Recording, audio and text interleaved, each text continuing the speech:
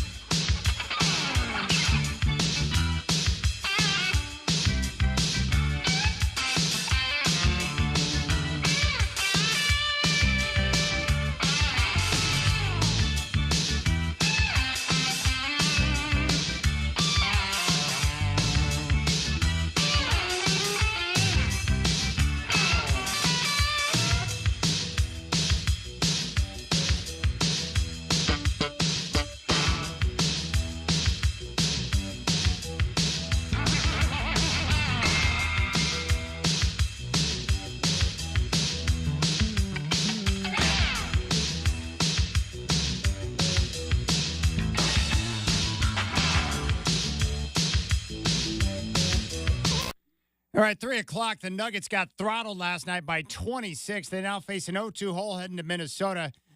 Nuggets head coach Michael Malone after the game. They kicked our ass. So, yeah, it got away from us. The body language of our guys, is not where I think it needs to be. But, we just got beat up in our building. We got embarrassed in front of our fans. Murray and Jokic combined to go 8 of 31 from the floor.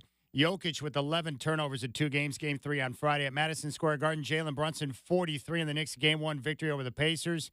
He now has 4 straight games with 40 or more, tying Bernard King and Michael Jordan. Jerry West holds the record with 6. Game 2 tomorrow, 5 o'clock TNT. Playoff doubleheader tonight, Game 1, Cavs and Celtics from Boston, tip at 4. Celtics favored by 12.5. 6:30 Mavs and Thunder, Game 1 from Oklahoma City. Thunder favored by 3.5. From the NFL, Tyler Boyd agrees to a 1-year deal with the Titans. Rip City Drive with Dwight and Chad coming at you right now.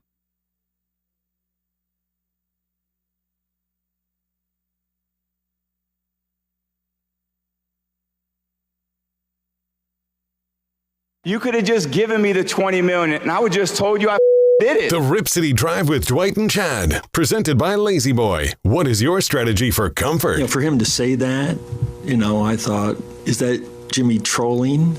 Or is that Jimmy serious? Knocked away by Hart, stolen by McBride, taken by Anunoby, dribbles towards midcourt. Game 1 goes to the Knicks, 121-117. The Timberwolves have come into Denver and stunned the defending champs, winning twice on their home floor. The horn sounds here at Ball Arena, and the Wolves lead the Nuggets 2-0. Say bone. Now that you have some time off, what are you going to work on this summer to even better your game? French. Strap in. The Rip City Drive with Dwight and Chad starts now. And Jamal Murray, look right above that State Farm sign right there. It was a heat pack thrown by Jamal that is what came on the floor here. You see the official, Mark Davis, looking back. And that's dangerous. Shot clock is off. Indiana down a point at Madison Square Garden. And Turner will be called for an offensive foul on the screen. That is shocking. You never see that call at this point in the game. Wow. I mean, never. DiVincenzo hit the deck, sold it. That is a great acting job. A lot of great actors here in New York City. You see him on Broadway all the time. That's as good an acting job as you'll see. He technically was moving a little bit.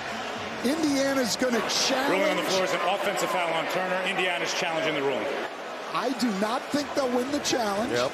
He was moving a little bit, but wow, did Dante DiVincenzo act on that.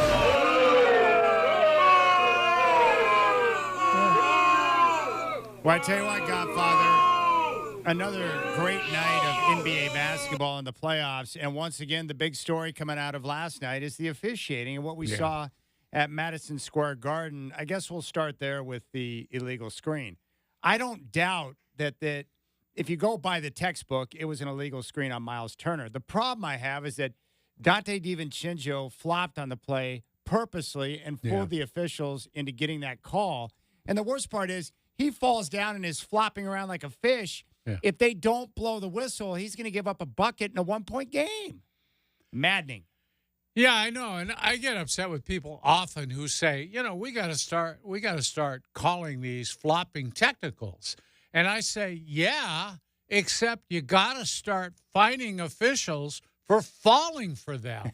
That I don't blame players for doing this. There are so many times where if you don't flop, you don't get the call. I mean, what about that call in the Minnesota game where I can't even remember, it might have been Aaron Gordon, where Cat just absolutely ran him over in the paint. No call. That's the one that set Michael Malone off and had him charging out on the basketball court like Tommy Lasorda after a bad call at first base. It was crazy. I know where you stand when it comes to officiating in the NBA between regular season and postseason. You want fouls to be called regardless of time and situation. If it's a foul, it's a foul. You want it called. Hey, and if they want a rough game, play it that way during the regular season, and that's fine. But just be consistent from regular season to the playoffs. Okay. What'd you think about the illegal screen on Miles Turner? Probably a foul. But I know what you're saying. When a guy overacts on the flop, you tend not to get the call, but they did get the call. But that goes back to what we've been saying forever. Come on now. You think you're going to beat the Knicks by 1 point in the Garden? No, the referees aren't going to let you do that. That ain't going to happen. Heck, Rick Carlisle said as much after the game. You're just not. They want the Knicks to advance. They want Boston and the Knicks in the Eastern Finals, right? That's the way it's going to go down. Okay, but that's not the discussion right now. I want to talk to you about the officiating. What's the best way to handle the games? Because there are people like you that just want the foul to be called. Not many. Most people don't want that one called. Well, you said it was probably a foul. Yeah. What does that mean, probably? It's either a foul or it's not, right? It means they're all either a foul or not, but some of them are close. They're real close. They're hard to call. That one was a hard one to call. He did move, though. I thought I saw him move into him, give him a little hip check. It's a foul. Is it better in a game situation like that, in a one-point game, if it's close, to just let it go? Well, again, you get down to you don't want the referee to decide the game, right? I would prefer if they're not as involved as we've seen so far in the playoffs. Yeah. Well, my only and I've said this over and over is they decide the game by either calling it or not calling it. By not calling it, they might be deciding the game if they overlook a foul. And we've seen fouls overlooked. And I don't think that's right either. That one was a tough call. I give him some credit. And who do you give credit to? I give credit to the official for calling it because I think it was a tough call to make. He's going to get criticized all over the place except for New York and except for the league office, which probably wanted that call. Do we give credit to him for being fooled by DiVincenzo, or do we give DiVincenzo credit for doing a good job of acting? Well, I did think there was a foul, but he had to sell it. If he didn't sell it, he wouldn't have gotten the call. That's ridiculous. Didn't he? I mean, if he hadn't a flop, that would have never been called. I do believe that his flop, which it was, because I've watched it over and over again, he went down like a ton of bricks on light contact. So it's absurd. And DiVincenzo he's a guard, but he's a strong guy. It's not like he's just going to fall down unless he's trying to. So I thought that was bizarre. So, yeah, it was a brutal call in a very tough spot in a one-point game. It wouldn't have been as bad if we hadn't seen the kickball, which wasn't the kickball, which killed a Pacers fast break in a tie game. I agree. How do you handle that? But they can't review it. Well, what's up with that? Well, it's their silly rules that all sports have. They always tell you, well, this can be reviewed, but this can't. With a minute or 2 minutes to go in the game, everything should be able to be reviewed if it's wrong. And so, again, I want the eye in the sky, somebody watching the game with multiple monitors, maybe somebody helping him, where they can get in touch with the referee and say, that's not the way it went down. He hit it with his hand. Just give the ball back to Indiana and let's go. That's it. No more argument. You have somebody who actually saw what happened. Because I will say, for the official behind the play, it did look like the ball was kicked. I thought so when I watched it originally. The angle the TV camera had made it kind of look like it was a kickball. But it was a bad call. There is no doubt. And that's, why have replay if you can't set it right, you know? So is this just the way it's going to be for the rest of my life, where we're going to have games, big games played, and officiating is going to be a part of the storyline? Yeah. It's unavoidable? Well, I'm afraid so. And would the eye in the sky eliminate some of this craziness? Oh, or no? for sure. Yeah, for sure. The obvious ones, for sure. Like that one. That's the picture perfect. If you see the replay from the correct angle, you know it was a horrible call. You can't even dispute it. His hand. He didn't kick it. So give him the ball and move on. Set the record straight. You know, that's all I ask. You're never going to get 100% on any test involving referees, but we can do a lot better. And why have review if you can't review the biggest play in the game? All right. After the Denver game, the official said that had they seen Jamal Murray throw the heating sock onto the floor, it would have been a technical. Yeah. It would have been a technical, not an ejection. So it would have been a technical. Are they setting us up for a lighter punishment than what you and I believe Jamal Murray should receive? He threw a towel. That didn't get the job done. Then he lobbed the heating sock onto the floor. To me, that's unacceptable for a player. I don't care what the reason is. He was getting destroyed and became frustrated, and it boiled over to him making not one but two attempts to get something onto the floor. You should probably get suspended for that. Absolutely. But he won't because it's the playoffs, and, we don't want to take him out of the playoffs. That's automatic suspension. He threw a heat pack at an official, and he threw something actually onto the court that could have been hazardous to his teammates even out there playing. Have we seen something like that happen before? I don't recall a player do it. I've seen fans do stuff like that. But, when you see players do it, I think that probably might give a fan the idea that if a player can do it, he can do it. I have to admit, that was cringeworthy. Watching Jamal Murray lob something onto the floor out of frustration just because he was getting his ass kicked. I know. What a baby. That's baby stuff there, yeah. Gosh. And I honestly, could you believe that the TNT crew, especially Reggie, called him out on it? Yeah. I was shocked. I thought they'd cover for him. That's good. I think the reason why is because they thought it was despicable. Yeah. And Jamal Murray, look right above that State Farm sign right there. It was a heat pack thrown by Jamal that is what came on the floor here. You see the official, Mark Davis, looking back, and that's dangerous. Mark Davis is pathetic. I can't believe that Michael Malone didn't get a technical or thrown out for his act. He was wild. Chad, that was so over the top. But Mark Davis doesn't belong in the second round of the playoffs. He's not one of the better officials. He didn't have the nerve to do it. He didn't have the guts to kick him out. He should have been kicked out. He ran directly at him and got nose to nose.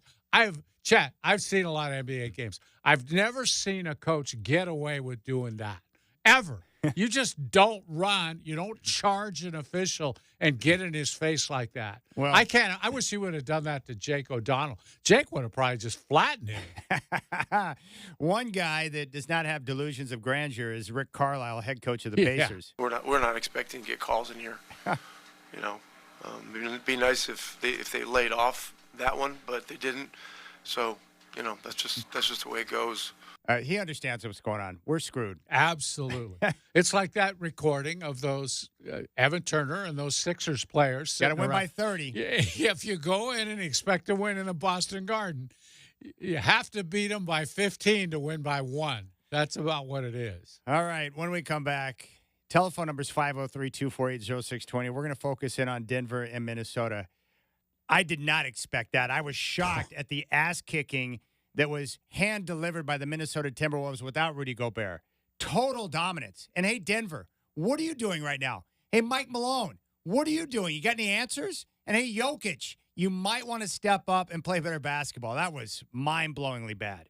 Minnesota is for real. Yikers. You got the Rip City Drive.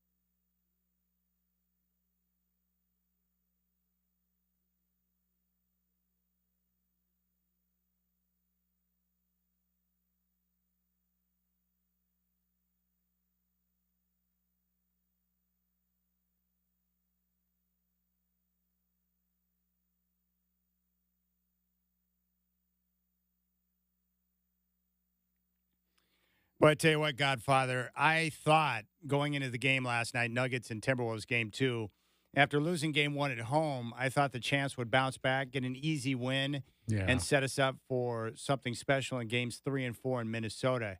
And I've never been more wrong about a game. The Timberwolves went out and completely dominated with a defensive performance that we haven't seen in the NBA in a long time. Without their best defender. It's incredible. Rudy Gobert was out because of the birth of a new child. And they went out there with the guys that they had, and they completely dominated. And once again, they just all over Nikola Jokic and Jamal Murray, who combined for 8 of 31 from the floor. And now through 2 games, Jokic has got 11 turnovers. So what I want to ask you about, in regards to Minnesota's defense, what are they doing and how are they doing it so well to completely obliterate the Nuggets through 2 games? And not just the Nuggets. They destroyed the Suns, too, and now it's an extension of what they've been doing throughout the entire year, the best defensive team in the league. But what are they doing specifically, and how are they able to get it done so well? Well, they're very physical, and their size matters. Yes. We're back to an era maybe, and it's going to be interesting in the draft this year and next year to see, our team's going to start valuing size again, height, weight, even bulk, because bulk is a big part of it too. You know, they are pushing people around. They're bumping them out of the lane. When they come with a double, they come with force. They don't mess around. They got the right personnel to do it. They got a great defensive coach. Elston Turner, our old pal from the Trailblazers, was with Rick Adelman in Sacramento and Houston.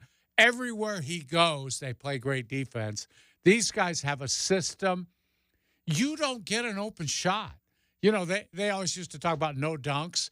There's no dunks, no layups, no anything against these guys. You try to take it into the paint, they are working over Jamal Murray. I mean, I understand his frustration. They are just taking him out of the game. And poor Jokic, he's got guys his own size, and he's not just dealing with one man. They're bringing that second guy at him, and they do it so well that he can't find the outlet. He can't find the open man. I mean, honestly, Chad, early in that game, they couldn't even get a shot off. I've never seen – that's a pretty good offensive team. They were having a hell of a time. When they did get shots, they were rushed and they missed. Michael Porter Jr. is a great shooter. He hasn't hit anything in this series because they're running at him like crazy. And they're actually leaving him open, which is a dare that you probably shouldn't make in the playoffs, but they're getting away with it. And they're doubling the key guys, Murray and Joker, whenever they can. You know, and those are the 2 guys you got to stop. The other guys are role players. They've taken the dunker spot away from Aaron Gordon. They can't get the ball to him there. I mean, they're just doing everything you need to do against Denver. They've got them locked down. But how do you get a team to communicate and stay so well connected over the course of an entire game? How is that done? Chad, I believe it's coaching. How do you get them to buy in like that, though? It's a priority that if you're going to play here, we're going to play defense first. We got a guy who's an emerging star who's going to get us points at the other end. Maybe in practice, we'll spend just 40% of our time on the offensive end because we got buckets down there. We got buckets. Karl Anthony Towns can make threes now, and we'll do it. And we got Edwards, who can make any shot you want, and he's an emerging superstar. So we'll take 60% of our time and spend it on defense. So it's a point of emphasis. Yes, they work on it. And I've watched NBA teams practice when I could, when it was legal, and then I watch them in games. I know some of these teams aren't spending that kind of time on defense because they're disconnected. They don't know where each other are. These guys, watch them, Chad. It's amazing. They all know where the ball is. And that's so critical. And your high school coach teaches you that ball vision. Guard your man and be turned so that you see the ball and your man at the same time. And they're all connected. They know where the ball is. They know where their teammates are. This is just hard practice time with all this stuff being drummed into you. And, by the way, having really good defensive players. I mean, they pick up Walker from the Trailblazers in Utah who can guard anybody, it looks like. And their starters are all good. They bring guys off. I mean, Naz Reid, come on. This guy's a force. Gosh, he's pushing Jokic around like it's nothing, like he's a rag doll. Well, against the size of the Timberwolves, this is where Jokic and his lack of athleticism is hurting him because when he gets the ball down low now, he can't really elevate because that's not his game. He can't get his shot up over the top of Reed and the other size and the guys that they're throwing at them. The other thing that has got, and I'm enjoying watching Murray just get obliterated and watching him melt down like a child. It's amazing. But what they're doing is they're putting different guys on him and picking him up full court. Oh, yeah. And so what's happening is he's having to struggle to get the ball into the front court. And then by the time he gets the pass into the hands of Jokic, they've taken an extra 4 to 5 seconds off the shot clock. So they're speeding up the whole Nuggets process, and they just can't get good looks. Yeah, and see, part of that is Jamal Murray's never really been a point guard. That's kind of what they call him, and that's really the function he serves on that team. But he's not. If you had a real point guard who could distribute and handle, I mean, a lot of point guards, you can't pick them up in the backcourt because they'll beat you off the dribble in the backcourt, and you'll be on their back the whole rest of the way to the basket. And they'll create problems in the paint for you because they'll take it all the way on you. I don't think Murray can beat that guy in the backcourt off the dribble. They just keep him in front, and he struggles. He has to work so hard just to get it over the midcourt line. I haven't seen a defensive performance like this where the defense completely eliminates their opponent since that first-round series the Blazers had against the Pelicans when Holiday and Davis and that entire crew completely shut down Dame, completely shut down CJ, and just frustrated them into turnovers, mistakes, and bad shots. Yeah. And you saw how quickly that series got out of hand. Yeah. I'm watching Denver right now, and I guess the reason why I'm ticked off at Denver is that I started to buy in that this team was special, that they were different, that they were going to be a team that could win multiple championships with their core. And I watched them last night, and they had no answer. Their coach got frustrated. Jamal Murray melted down and started throwing stuff on the floor, and then Jokic has been a non-factor through 2 games. I expected more from them, and they're just out there getting punked. No, 100% punked. I thought so, too. I thought after the first game that the Nuggets would spread the floor, take a little more time, keep the middle open, and try to work off of different things than Jokic. They have a million sets in their offense. They could do all kinds of things. Maybe a little more pick and roll with him, something like that. But keep him out of the post because it just makes the lane all packed. I thought they would try something. And I'm with you, Chad. Normally in a situation like this where you're one of your top seed teams, and obviously Minnesota is the top seed, but your defending champion loses the first 2 at home, the first thing I would think is, look out. They're going to go on the road and get those 2 games back because that's what great teams do. I never have had that feeling after watching these 2 games. It looks like a sweep to me. They have not uncovered anything that works for them. I don't see what their pathway will be, Chad, coming back and getting a win. What are they going to do? They're not going to win a game. It doesn't look like it. They're done. And I've seen enough of this series now through 2 games and after what happened last night where they just don't have the answers. They don't have the athleticism. They don't have the length. And if Jamal Murray, we all know that he is a key cog in what the Nuggets do. He's not going to suddenly snap out of this when he shows up on Friday in Game 3 and he's facing the same length out there. He has no space to operate with. I would imagine how this series is going to play out, that Denver will probably play a close game or a closer game on Friday, lose, and then Game 4 will be the bloodbath. Yeah, and the other thing that can't be overlooked is Minnesota is sending waves at them. They have people on their bench who can guard, who can play, who can make shots. Denver does not. So here's Jokic out there trying to play his usual 40 minutes or 42 minutes, and they keep sending fresh bodies at him. It's not even fair. I mean, he's like, what's going on here? He's being attacked. They are attacking him with force, and that's no fun to play against, I'll tell you that. It just goes to show you in sports, when you are physical, when you are strong, when you defend, you can win games. It happens in football. It happens in basketball. It happens across sport. When you're good defensively and you're physical, most teams don't want to mess with that. And the Nuggets, they didn't know what to do last night because they haven't had a team that good defensively, that physical, just shut everything down. Well, they haven't seen it. Yeah, and I'm not sure anybody else has. I'm not sure they're not going to do this to everybody they play. Who knows? I mean, you look ahead now, and it's like, okay, Boston, let's see what you can do with these guys. I just think, and I give ourselves some credit, because on this show, Chad, we talk a lot about defense, how they defend, and we talked about Minnesota all year being so good defensively. I just think a lot of people watching these games, they look at points per game, how many do they score? All you're hearing, we think Indiana's going to beat the Knicks. Well, they better bring a little more defense than what they have, because defense is deciding these series. That's what's deciding it, really. Well, after the game, Michael Malone, who, like Murray, was melting down last night, he was pretty honest in his assessment. They kicked our ass. So, yeah, it got away from us. The body language of our guys, is not where I think it needs to be. But, we just got beat up in our building. We got embarrassed in front of our fans. And he continued. We got outcoached. We got outplayed. And you can feel sorry for yourself, or you can do whatever you can to try to be better come Game 3. And that's my focus, is rallying these guys to continue to fight. And he also talked about the locker room afterwards, said it was very quiet. Very, very quiet locker room. And, you can take that many different ways. I'm taking it as our guys are disappointed in our performance tonight, all the way across the board, from myself all the way down to player number 18. We got outcoached. We got outplayed.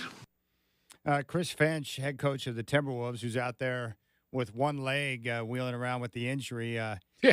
He said that it was one of their better defensive efforts. It's like, you think, Coach? We've had some really, really good defensive efforts this year, but that has to be right up there with the best of them. On the ball, off the ball, the physicality, execution of the game plan, doing it over and over and over and over again requires like a physical and a mental toughness. They had that. Yeah, I thought just really locked in on defense. Yeah, totally locked in. And did you see how much their defense was feeding their offense, Godfather? Turnovers leading to easy buckets on the other end. Yeah. For everybody. They're really good at that transition from their defense to their offense. And it really helps to have a guy like Edwards who can just go coast to coast after getting a rebound and run right up people's noses. I'm telling you, he's so talented. All right, Jokic, after the game, sharing his thoughts on Minnesota and their defense. I guess the good news is for the MVP is that only 2 more games and then you can get back to his horses. They play really good defense. They're playing the really good defense the whole season. That's why they're number 1 defense. They're aggressive. They're pushing of the spot. All 5 is aggressive. They know what they're doing, and that's why probably it's hard to score. All right. Minnesota's playing great defense. Are they fouling? Are they being too physical? Or are the referees just rewarding them for their aggressiveness and how well they defend? Well, we've seen it for years in the NBA. If you hit first, you're okay. It's the retaliation that always gets called for the fouls. And, yeah, they're going to be as physical as they're allowed to be. They're like the old Knicks, like the old Pistons. They will hit you first. And as long as they don't get called for fouls, they're going to do it all night. You're going to get pounded. And they are physical. They're tough. Rudy's always been a guy, not as much physical, but I've always thought a little bit of a cheap shot artist. He'll throw that elbow out there. His elbow kind of comes to most people's nose, so he can really hurt you with those elbows. Big base. He'll move his feet way out and trip you if he needs to. And Karl Anthony Towns has become a tougher player. I don't believe he was a tough player when he came into the league, but he's learned his lessons. And like I say, their coaching staff's done a great job. You don't get defense like this without a lot of work on it. It just doesn't happen, because we talk about this all the time too. Players don't want to defend. They don't want to play defense. The money's at the offensive end, So that's coaching. Making guys like playing defense. If you can do that, you can win a lot of games. Well, you make a great point. The reason why guys care so much about their stats is because that's how they get paid. Yeah. If you score 20-plus points per game, or you're a 20-10 guy and your agent can take that to a prospective team, that gets you money. Mm-hmm. Playing defense and being aggressive and shutting down Jokic and the defending champs, that doesn't get you paid. Yeah. But it will create a pathway to help you win a championship. You keep defending like this, and you get everyone on the same page, connected, bought in, you can win a lot of games doing it that way. Oh, man. I haven't seen a defensive performance like that in a long time. No, I was stunned. My jaw was dropped. I just couldn't believe the annihilation. It was not even close. They destroyed them. I told you earlier, I was very upset.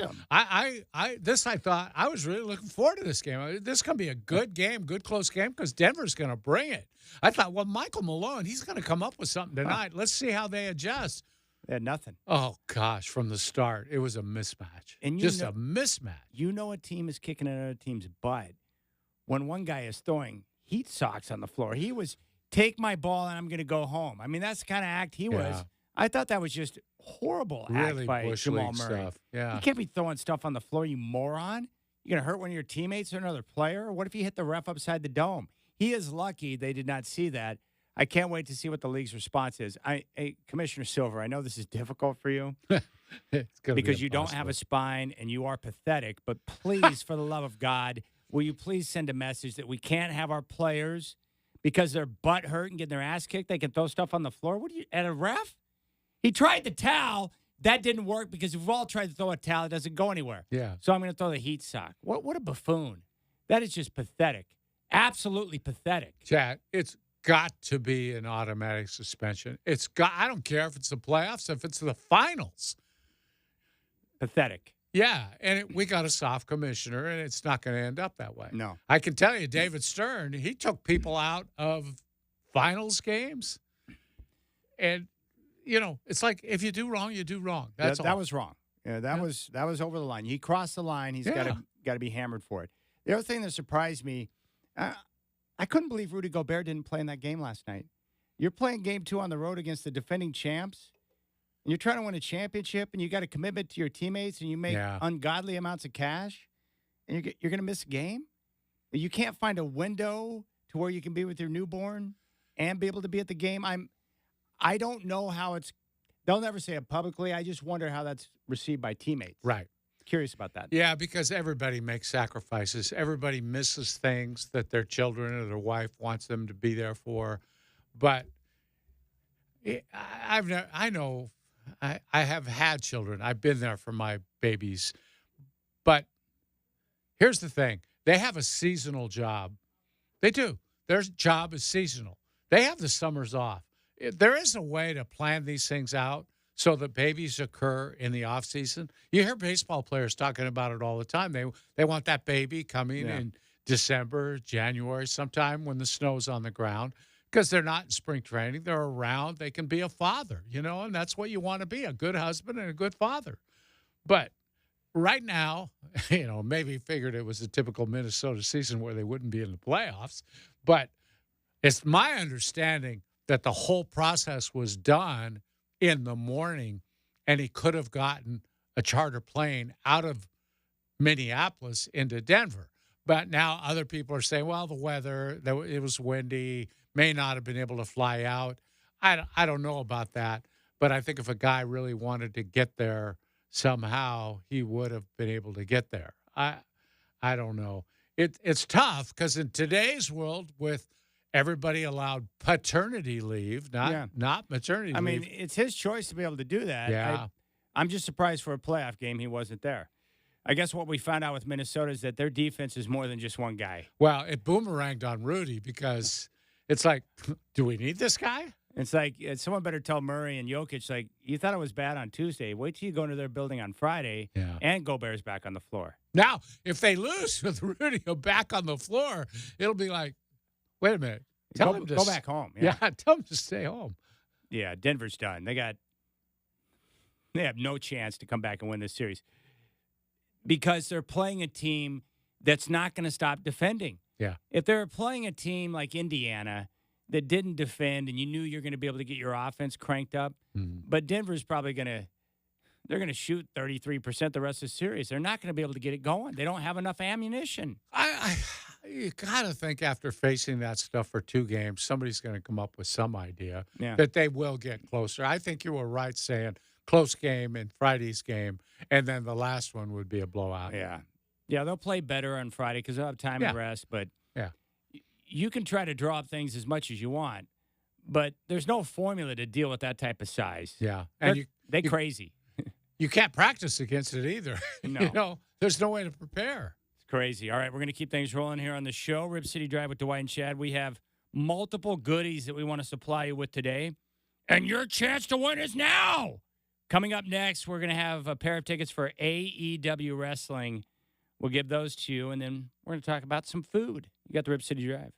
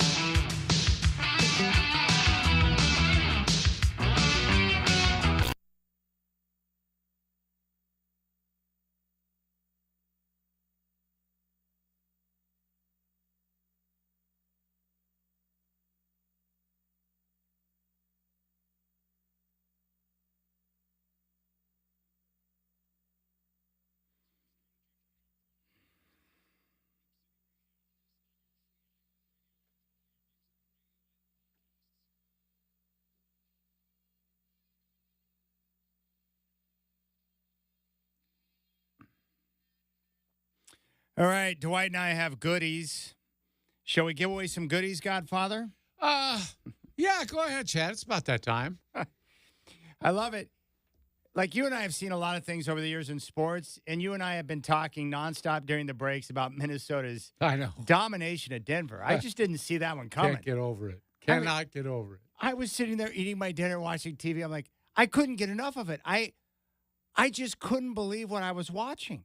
I kept watching Minnesota, and they were feeding off of every time Denver would melt down or turn it over, or Jamal Murray would get frustrated and turn to the officials. I felt like it was fueling Minnesota's defensive rage. Yeah. They were the desperate team. I They know. played like the desperate team. I couldn't believe it. Gosh. I was appalled. I almost choked on my peanut butter and banana sandwich. It was terrible. All right, let's do some giveaways here. All Elite Wrestling, AEW Wrestling, going to take over Motor Center May 16th. If you'd like to go, call now. Michael Shacker will get you set up. 503-248-0620. Felida! 503-248-0620. Canby! Call now. 503-248-0620. Aurora! Donald! React to We're us. moving south. Show me your AEW. Call now. Fire away. 503-248-0620. AEW Wrestling tickets on the line right now. We also have a 4-pack of tickets for the Thorns that we'll give away, and a 4-pack of tickets at 5 for the Hillsborough Hops, so you can sit in the Rip City Radio Row. And by the way, we'll be out there at Hillsborough Hops Park tomorrow. Yeah, that's right. And the weather's supposed to be pretty good, Chad. I know. The weather, I couldn't believe it. I played golf this morning, and I don't know why, but no one showed up. 2 guys I was supposed to play with, they jumped out at the last moment. They didn't call you or anything? They did. They let me know, but last moment. Uh. And before you know it, I'm out there on the course. I paid for my round, and I played, did not speak to a single soul or see anybody for the entire round. I had a group of 3 older guys in front of me, but they were a couple of holes ahead. They played 9, and by the time I got to the back 9, it was just me, myself, and my thoughts. I want to ask you this. When you're playing by yourself, now, I play by myself once in a while. Yeah. I'm no good, okay? Let's just say that right now. But I still have this thought when I'm playing by myself. I'm on 3, I hit the ball in the air, and I think, God, if I get a hole-in-one now, nobody will ever believe me because I suck at golf. But anybody can get a hole-in-one. It's partially luck. Now, a good golfer has a better chance than me, but I can get one. Anybody can get one. Yes. And with no one there to actually see it, ratify that, and prove it, do you ever have that thought? I do. I'm fortunate because the 2 aces that I hit, I had people with me. Yeah. And I'm thankful for that. And I do not want to hit a hole-in-one by myself. That's something you want to share in the excitement with somebody else. But like this morning, the hard part for me is like I hit a couple of tee shots where I looked up in the sky and I immediately lost the ball in the haze. Oh, I have that. Yeah. And I'm getting to the point now where I can pretty much tell based on contact, even if I can't see it, what direction where it's it going. is. Yeah. But I walked out there blindly on a few holes trying to find the ball, but I did enjoy being out there alone because I got done in less than 3 hours. And I can play at a pace where you're not slowed down. 18 holes under 3 hours is really nice. That's good living. You get done, you look at the clock, you're like, wow, this is amazing. Yeah. The other good thing that I'm happy about is, as you know, we're going to have In-N-Out about 5 minutes from where I live here in the near future coming to Ridgefield. But I love modern convenience in terms of what we have access to today. They just put in a Trader Joe's, I mean, literally right below where I live. And before, Trader Joe's was way on the other side of town on east part of Vancouver, or I've got one out here close to work that I can hit, but that's inconvenient because it's the opposite direction of where I want to go at night when I drive home. I just love being able to get off the freeway and have access to a place that I like, that has good produce. I shop at different stores for different items based on what I want, but Trader Joe's, that's a pretty good deal right there. I was curious about that, too, because it's a little different kind of store. Yeah. What's your go-to there? What do you go in there to get? I get produce. I love their veggies and stuff that I use for my dinners, stir fries, and different things. So they got great vegetables, great produce. So I buy apples and pears and some of the fruit there. And then they have this Trader Joe's stir-fry sauce that I use on a regular basis for my dinner. Love that. So I get that. And then they have seasonings, really good seasonings, and that don't have sodium. And I like the 21 Season Salute, and it's only like $1.99. So I always get that to make sure I have it at home. And then they've got, good snacks, good breads and stuff. But what I really like is to mix up my dinner. Sometimes they got these fresh-made burritos, and they've got this vegetable burrito that is dynamite. And so I always get that. And you got to eat them quick so you can have them for a few days before you have to eat them because they're not frozen. They're fresh. Oh, fresh. But I put them in the toaster oven, and they taste really good. So, in fact, I'm going to have one tonight. So I like that. Toaster oven. Do you not zap them in a microwave? No, I like. You don't do a microwave? I use a microwave for certain things, but I like texture and like the experience of when I eat is important to me. So I want the crunch, right? Yeah. So the toaster oven. Yeah. It's like a toaster oven. It browns it and gives a little crisp. But it's also like the air fryer. It's like an all wrapped into one type deal.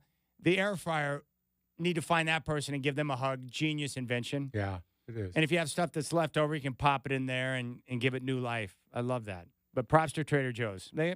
Again, certain stores like Trader Joe's, too snooty. We can't sell Diet Coke. Wouldn't want to do that. Yeah, I know. That's a problem. That's a real problem. I hate that. What, you too good for Diet Coke? Yeah. A delicious beverage? Yeah. All right, when we come back, we'll keep things rolling here on the show. We have more tickets to give away. We'll do that at 4:20. We're going to talk about the Lakers and their coaching search and the Clippers continuing to live in fantasy land. You got the Rip City Drive.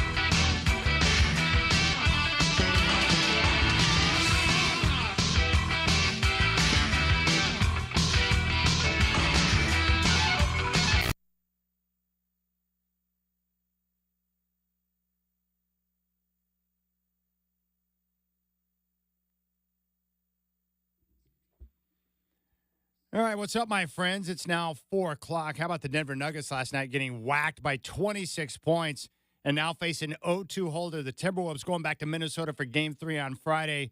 Michael Malone summed up his team's performance. They kicked our ass. So, yeah, it got away from us. The body language of our guys, is not where I think it needs to be. But, we just got beat up in our building. We got embarrassed in front of our fans. No question. Murray and Jokic combined to go 8 of 31 from the floor.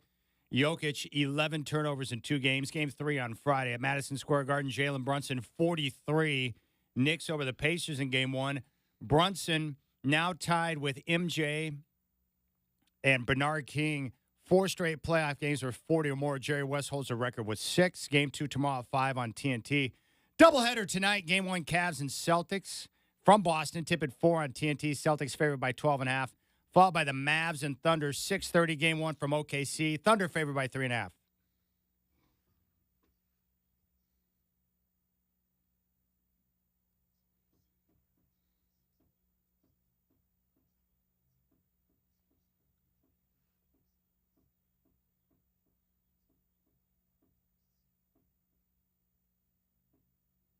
This is a great song.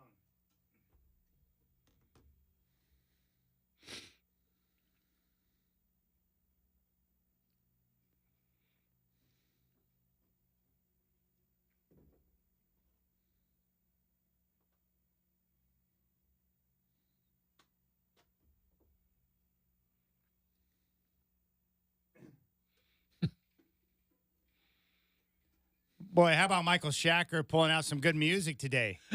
This song makes me want to shake my booty, man. I was sitting here wondering how long you were going to let that. I knew you'd wait until he actually started singing. I knew Rick that. Beato did a What Makes This Song Great on this song from Chicago.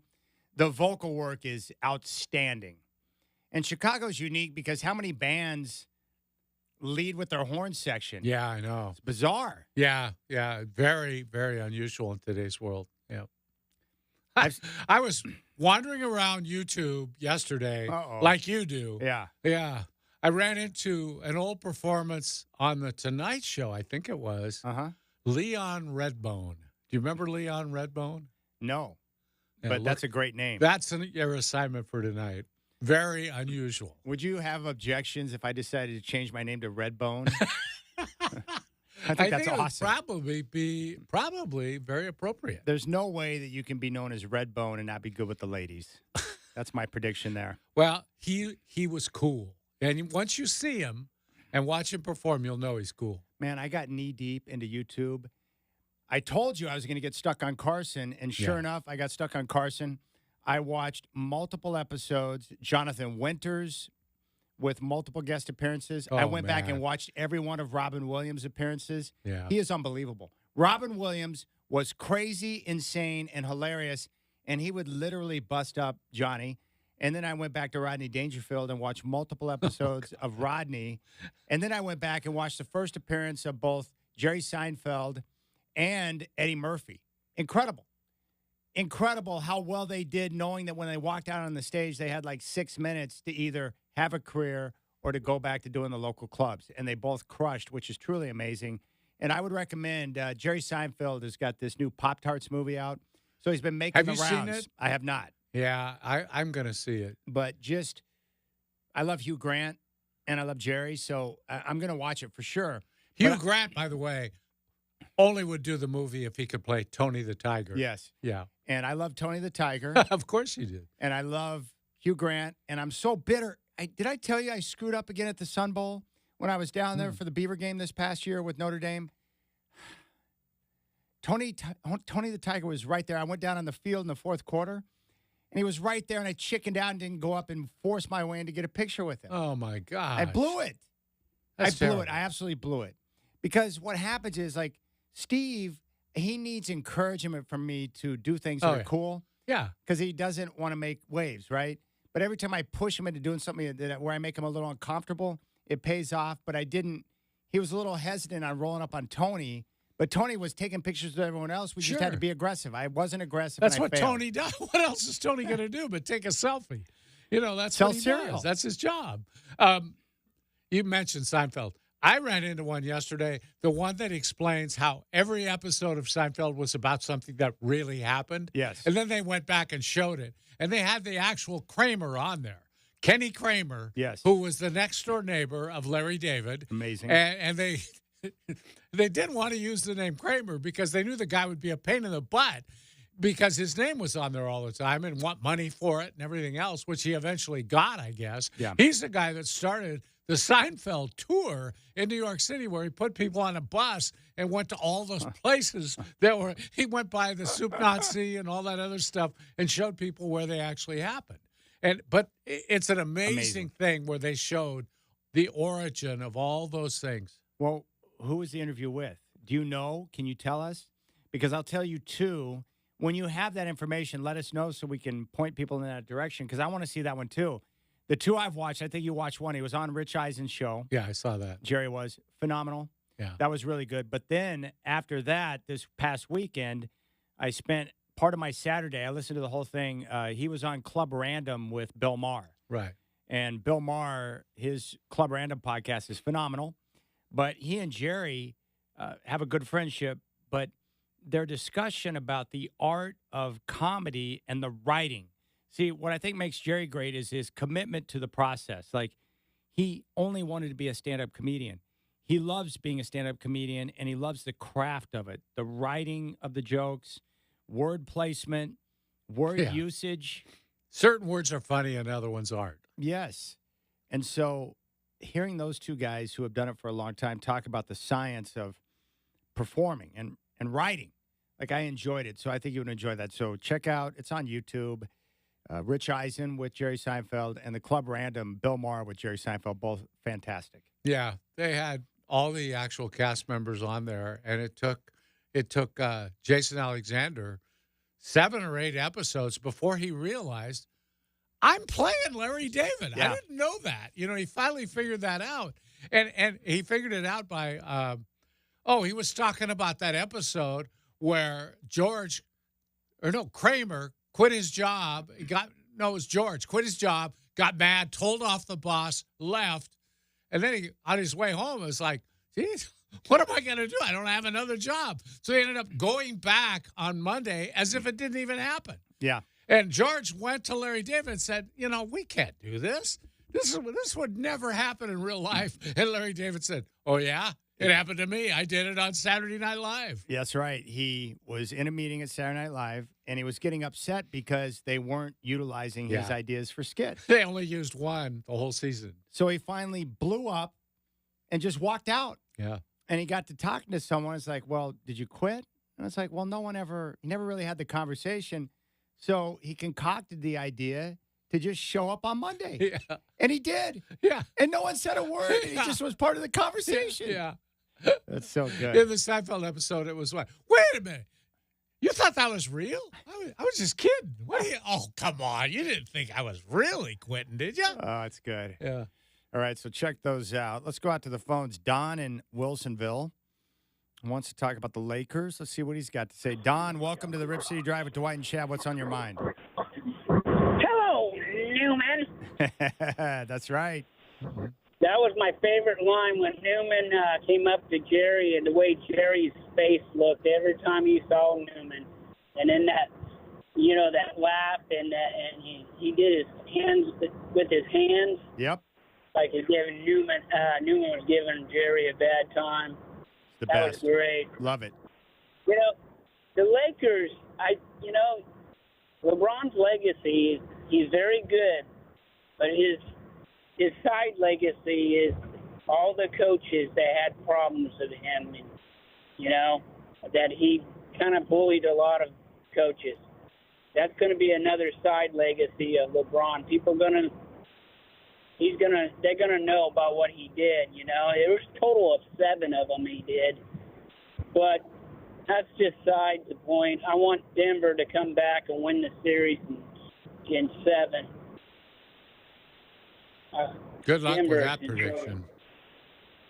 I think Denver's going to come back, dude. You're going to see a fire in Denver. Wow. That's a fan right there. That's a hot take right there, Donnie. Hot take. Scorching. Yeah, Chad loves his Trader Joe's. Trader Joe's is a really neat experience, but it's a little bit different crowd than Nature's. You know, it's a little bit yuppity. Yeah, what are your thoughts on that, Chad? Well, no, I do think that I understand what Don's talking about. Like, depending on which, like we were talking about Zupans. Apparently, your wife is a big fan of Zupans, Mm-hmm.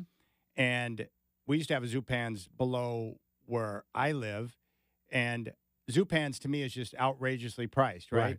But I've been to the one multiple times off of Burnside, and yes, when you go in there, I don't feel like I belong with the crowd.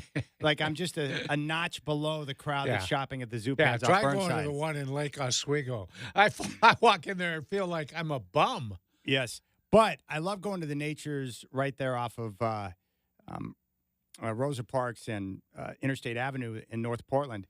My friend Julia, we like to go down there and we meet for lunch because they've got the great deli where you can get a sandwich made or whatever, and they got different foods and stuff, and she loves it. So we go down there and we'll get something from the deli, and then we go over and sit in their little area where they've got windows and you can see outside. It's nice on a sunny day. So I go to Nature's usually about once a month with Julia, and that's where we go to have lunch. I like their food selection. And like I told you, like different stores, every store's got something that I like, and I'll end up going to different stores just to get even sometimes just one or two items if they sell exactly what I want. Now, a lot of stores have a lot of what you want, but they don't have everything that you want. So I just kind of pick and choose. And I can do that because usually I'm just making food for myself, so it's a little bit easier that way. But I do like Trader Joe's. A lot of chaos going on there, especially a new one. It's a crowd. It's madness. I bet. Too new stores are always like the big opening and everybody shows up. No, everyone shows up like they've never seen a Trader Joe's before. Yeah. But, yeah, I just, Well, out in the wilderness where you live, they probably haven't seen one before. That's possible. But what I do is I just avoid the peak times. Like, I'm not going to go to Trader Joe's on Sunday unless I'm in dire straits and need something. But I'm not going to do that. There's too many people, too much stuff going on.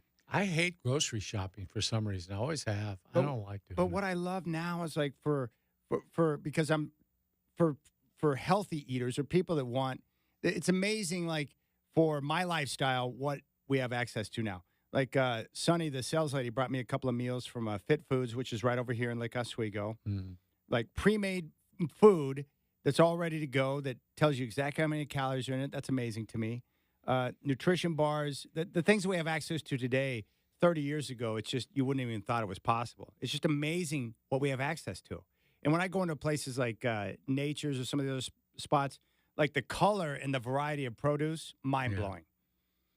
I told you when I went to Madagascar, third world nation, I talked to a guy who, when he came to the States for the first time, said he walked into a grocery store and he just did a 360 looking around. He couldn't believe the produce and the color and everything that they had access to.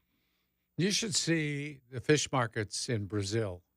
They have fish in the Amazon that aren't anywhere else in the world. People don't even know what they are. And the chefs buy them and cook them up, and they're amazing. Dude, that's the type of restaurant I'm talking about. When they go down to the local markets and buy fresh fish. Freshly caught, yeah. Do I detect Phil Collins' voice? Yeah, give me some volume on that. What's up, Phil?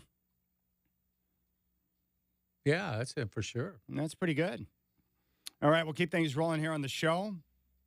When we come back, I got a 4-pack of tickets for the Portland Thorns taking on Seattle. We'll give those away next. You got the Rip City Drive with Dwight and Chad.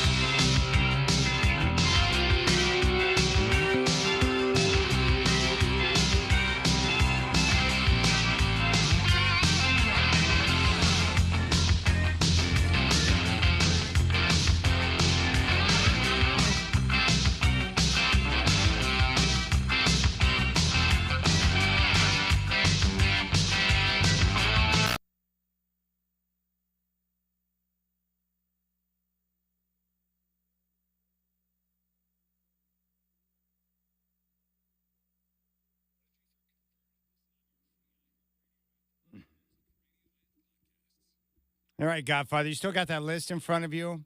Oh, the first song that was played on MTV was Video Killed the Radio Star. Yeah. By the Buggles. By the Buggles, that's correct. Little Cool in the Gang. Appreciate that, Shacker. And that was back in 1981? Yeah, that's what it said. Woo! It's a long time ago. Yeah. That was back in the days of, before we had MTV, you would watch night tracks on TBS on Saturday night because they would have that 2 or 3 hour show where they just play music videos. Yeah, and we watched before that. Remember Midnight Special? Yes. Yeah, of course I do. That was pretty good. I love Midnight Special, although I'm irritated that the people on Midnight Special are lip syncing, but it's still cool to see the stars of that era, which is a lot of people that I love, playing and performing their music on the shows. And that was a way a lot of those people got a chance to debut some of their new stuff, because back then it was all about selling records. I felt the whole MTV thing, I got really shafted on that because I lived in the part of town in those days, 1981. We didn't have cable then. So I had no access to MTV. And so I saw it every once in a while. Like you stop and get a beer somewhere or you go to a restaurant, they had cable, and it would invariably, it would be up on the screen. So at least I had a feeling for what it was like. And I thought, what is this? They're doing videos with their records? Because it was kind of a little bit of a new concept at the time. I love the show Solid Gold because I think I'm still in love with Marilyn McCoo, but she was beautiful and had a beautiful voice, and so she was terrific on that show, and I love watching her perform. But those are great TV shows. I watched American Bandstand on Saturday mornings with Dick Clark. I remember seeing Deborah Harry on that show for the first time with Blondie. I was like, whoa, what's going on here? It's pretty interesting. But they had a lot of big-time acts on that show as well, which was really cool. I wanted to play this for you because I told you I'd do it last week and I forgot, but this is from 2019, right before the Ultimate Drum Fill with Phil Collins, live in concert in Phoenix with his son on the drums and Phil standing out in front. This is what it sounded like, Godfather. Take a listen to this. Okay.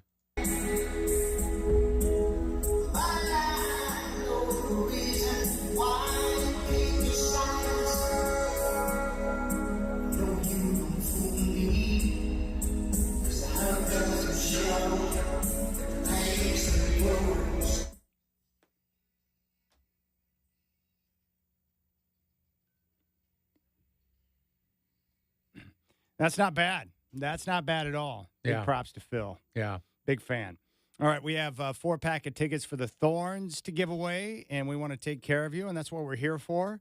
Dwight and I have goodies. And you've got a 4-pack of tickets to check out the Thorns as they take on the Seattle Reign on Saturday, which is May 11th at Providence Park. So call now. We'll take the first caller. 503-248-0620. 503-248-0620. West Lynn, react to us. 503-248-0620. Call now. First caller through gets a 4-pack of tickets for the Thorns as they take on Seattle. And you can get your single game tickets now at timbers.com/ThornsFC. Have a great time, and thanks to listening to Rip City Radio. 503-248-0620. We'll have more Thorns tickets to give away tomorrow. All right, let's talk Lakers coaching search. Yeah. I heard Brian Windhorst today. He was on Fox Sports Radio, and he said that LeBron doesn't get involved in the coaching search because he doesn't want that attached to him. I find that hard to believe. So how do you think that process goes between Rob Pelinka and LeBron James and his people in regards to the replacement for Darvin Ham? Well, I think LeBron doesn't talk directly to coaches. I don't think he's in the interview process, really. But I think he makes it perfectly clear to Rob Pelinka what he's looking for. And in the beginning, it would be, I want a coach who does this and this, plays this way, maybe without even mentioning names. But if he's got a couple of names in mind, he will definitely throw those toward Rob Pelinka. And in return, Rob Pelinka is, I would say, undoubtedly not going to hire a coach that doesn't have LeBron James' seal of approval on it. Yeah. Like you do, Chad. I mean, they did that here with Damian Lillard. You know, they ran it past him. And I think if you have a superstar, an all-star, you're going to want to make sure that that guy is okay with who you name. Yeah, you have to do it that way. Yeah. Phoenix isn't going to bring in a guy without having some type of consultation with Kevin Durant. Right. If the Warriors were going to hire a coach, they might run it by Steph Curry ahead of time. Of course, that's the way it's done in today's NBA. Now, back in the older days when I grew up, that wasn't the case like it is now. That's just the way the game is played now. The players have more power, and I have no issue with that. Now, what I have heard about the Lakers, and this ties into a point you wanted to make, they, aside from Phil Jackson, who won 1 billion championships and was dropping the hammer on the owner's daughter, they paid him, right? Big-time dollars. They had to. They had to. He was in demand. Didn't even necessarily didn't need to coach. Didn't need to, but Phil Jackson's Phil Jackson. But they traditionally don't like to pay big money to their coaches. That could be an issue if they wanted to bring in a big name. Like let's just say Budenholzer, who you and I both agree that he probably is not the best fit for LeBron and the aging roster with the Lakers. But if you wanted to bring in Budenholzer, he's not going to do it for chump change because that guy's a championship-winning coach. He's going to want big money. But this gets back to them. I think how you put it was they're like a corner mortar store, like little mom and pop type station. I was told by somebody in the league that is a mom and pop store. Is that you think of the Lakers, glitz, glamour, L.A., all the money they're making and all that. It doesn't really work out that way because they're spending an awful lot of money there just existing in downtown Los Angeles with the Staples Center and with the salaries they pay people to play. And you have that, and then they have a certain image to put up with, so they live high and all that.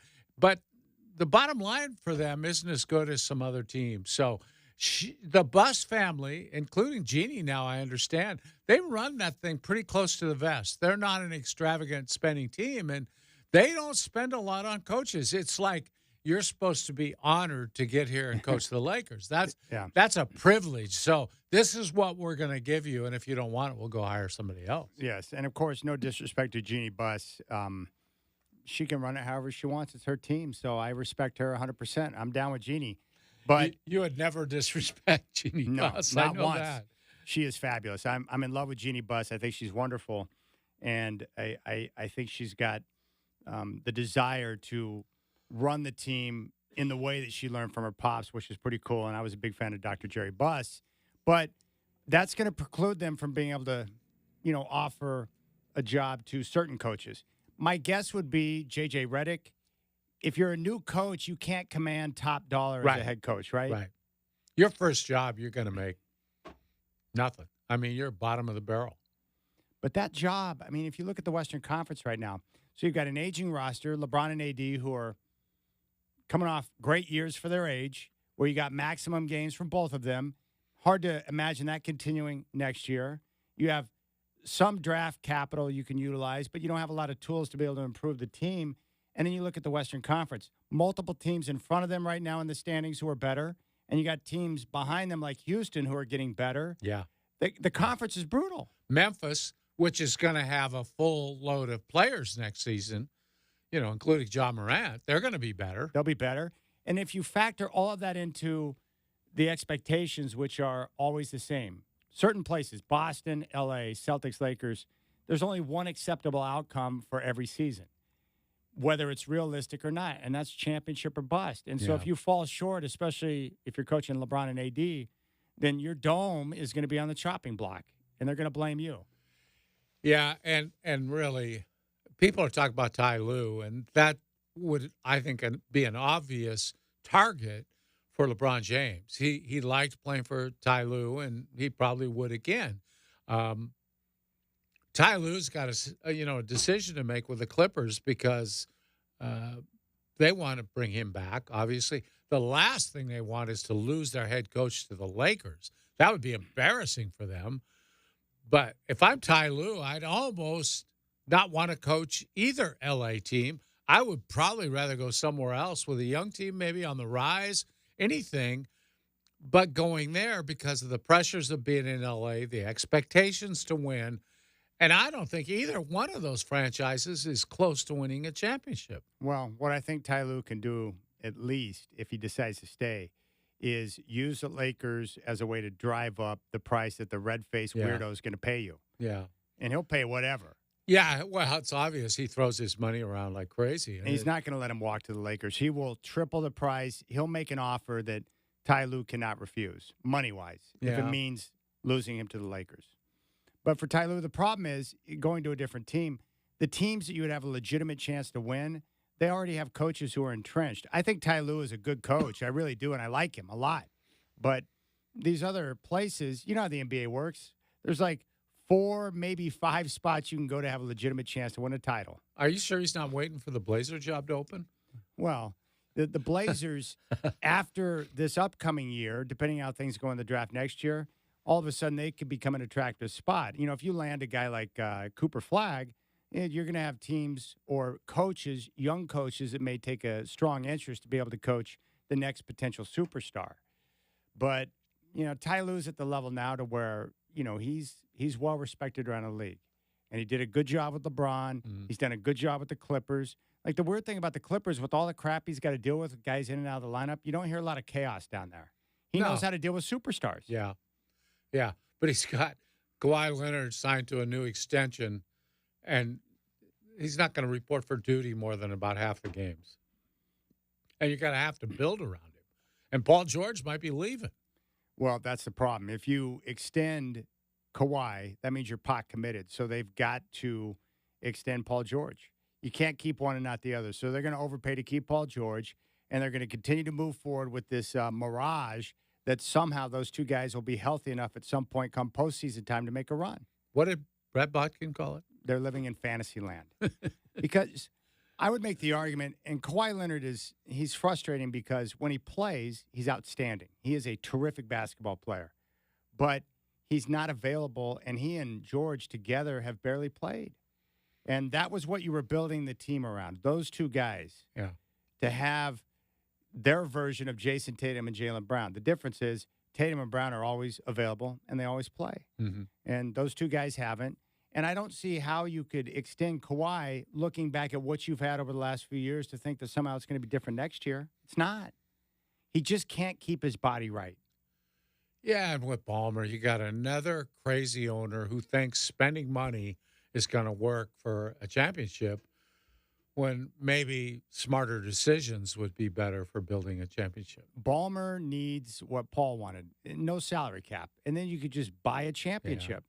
But when you have to work with the constraints of the cap, and then you've got two big-time players like Paul George and Kawhi Leonard, if those two guys were healthy and could play and make deep runs into the postseason, it could work. But it just hasn't worked out health-wise, and that's a problem. Look at what Ty Lue did this year with Westbrook and Harden. Yeah. That tells you what type of coach he is. He got those two guys to buy into their role and accept it and play well. Mm-hmm. That's coaching, isn't it? Yeah. That's amazing to me. Yeah. And then they go out there in the postseason and just wet the bed against the Dallas Mavericks. Prove they're the Clippers again. They're the Clippers. They've sucked my whole life. I will never see the Clippers win a championship. And in that town, they don't rate. I mean, look how far down the totem pole they are in L.A. You don't think the new arena is going to turn things around for them, Chad? The new arena will be awesome. They need it just so they can have their own identity. They're under the Lakers' shadow so much that it's just ridiculous. They share the building with the Lakers. That can't work. Yeah. They need to get out from under. We do know that if you need to go to the bathroom, that new arena is going to be the place to go. Bathrooms, everything you want. It's going to be top-notch. Players will want to go. I mean, the facilities would be terrific. I mean, the great thing about Ballmer, even though he is crazy and he yells a lot and his face is red all the time and he acts like a crazed fan, he's a weirdo. But he cares about his players and he'll spend ungodly amounts of cash to take care of them. Mm-hmm. So you want that. So if you're a player, I mean, Kawhi Leonard probably loves him more than anything. He's like, man, Ballmer, he's taking care of me, extending me. I've only played in like half the games. This guy loves me. It doesn't get any better than that. And being in with the Clippers is an interesting life because there's no expectations.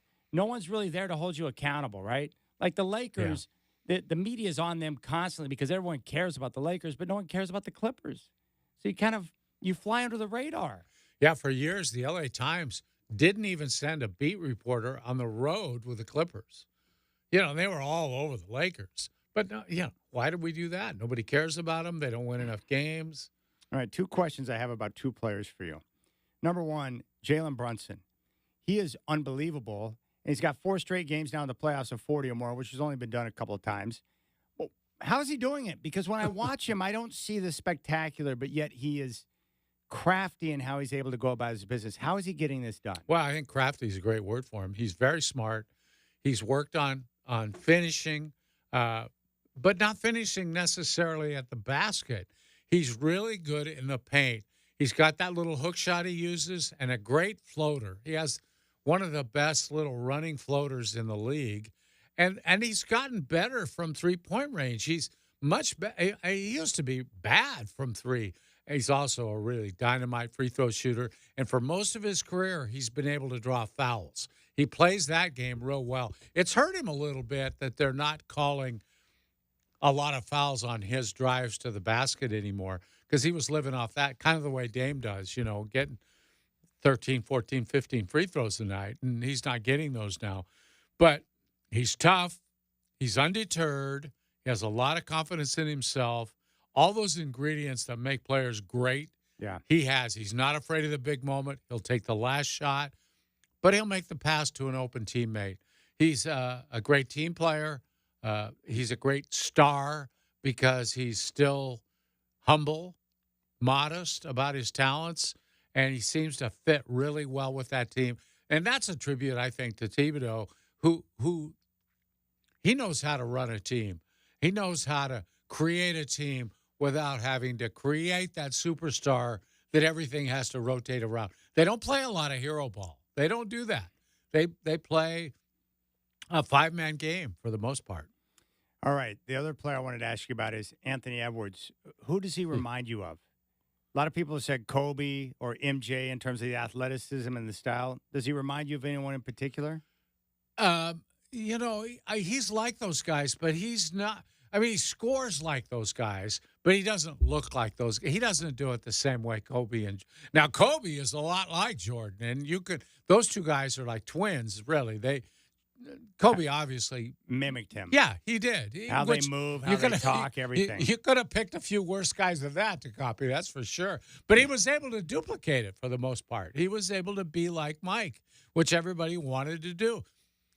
With Edwards, he's different. More of a power game, more explosive even than LeBron was because he's bigger, stronger. He can bully you a little bit, which Kobe did somewhat. He bullied players. He could bump them and knock them off and everything, knock them down. I don't know what to say about Edwards yet because we're still seeing his development. I think in another year he's going to be a monster. He's emerging. Oh, all right, man. When we come back, we'll take a look at the 2 series that no one's talking about, Boston and Cleveland, Oklahoma City and Dallas. Those 2 series kick off today, so we'll take a look at those and get the Godfather thoughts. You got the Rip City Drive with Dwight and Chad.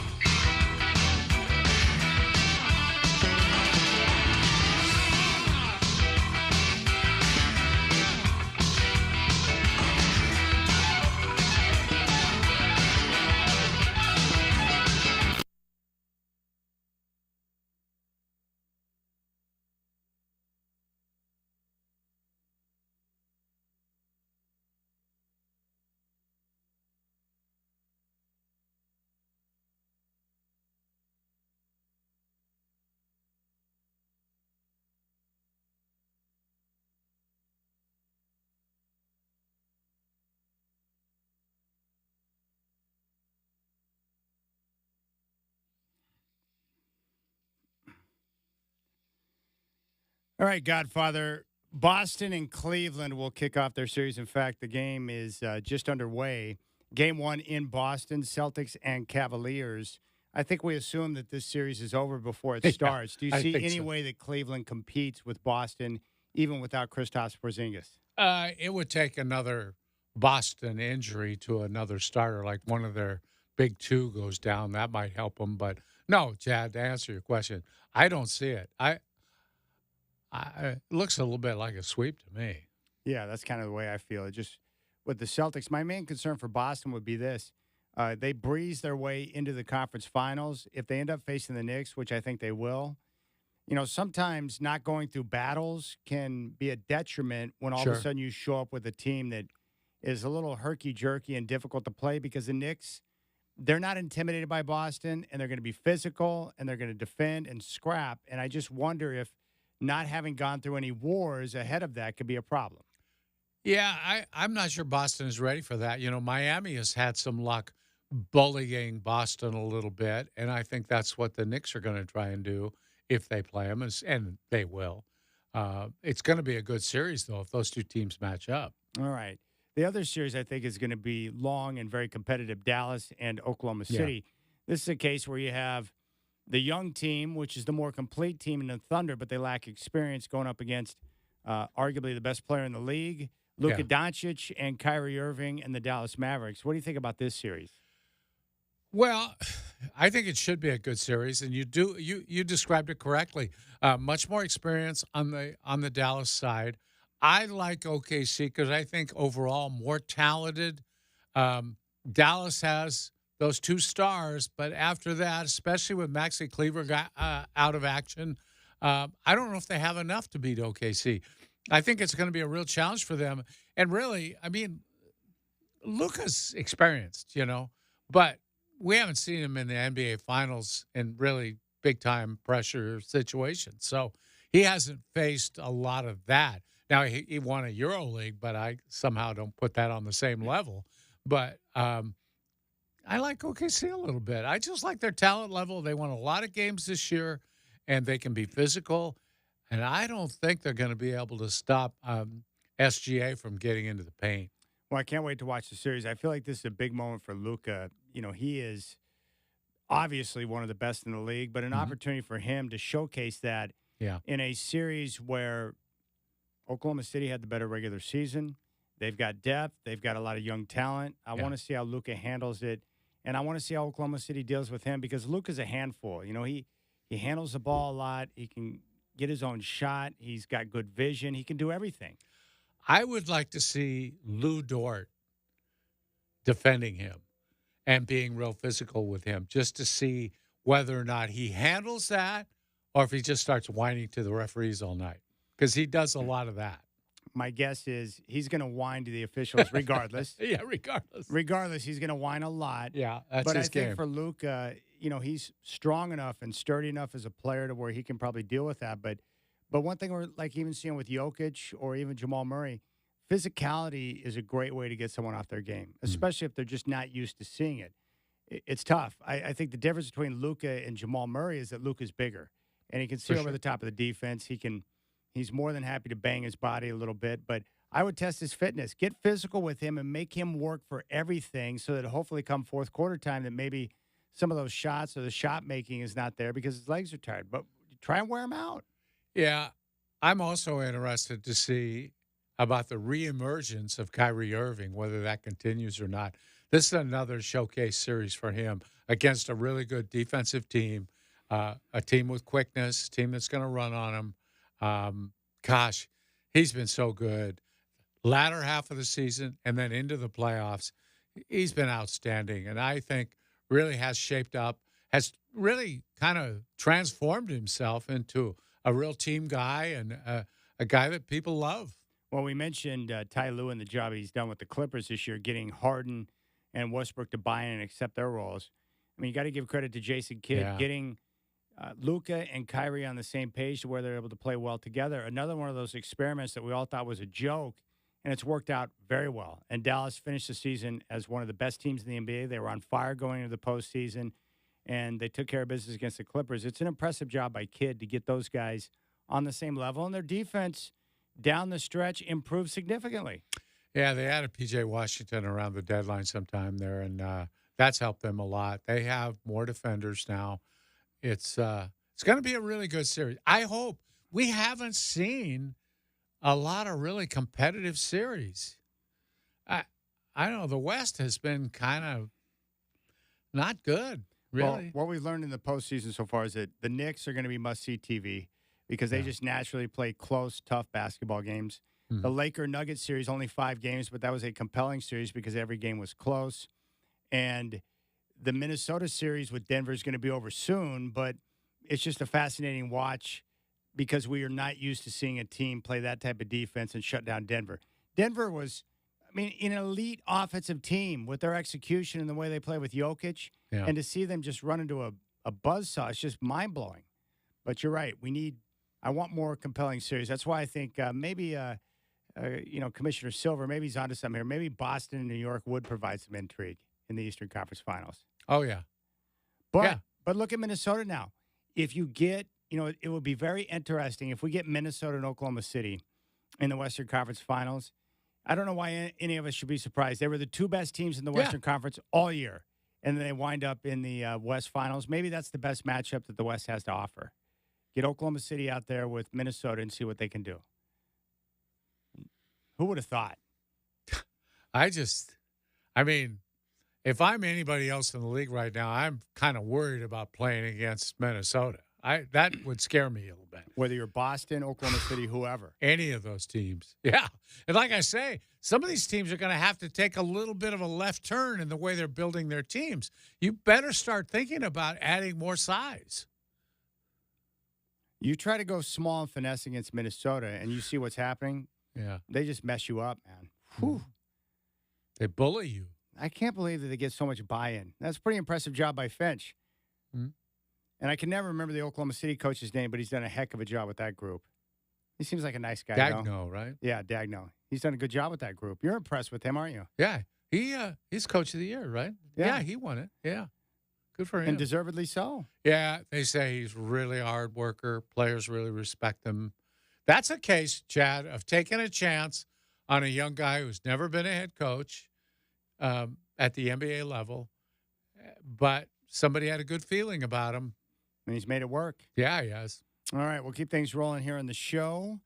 We got more things to give away. We got a 4-pack of tickets for the Hops we'll give away next. Your chance to sit in the Rip City Radio row. You don't want to miss that. And guess what, Dwight?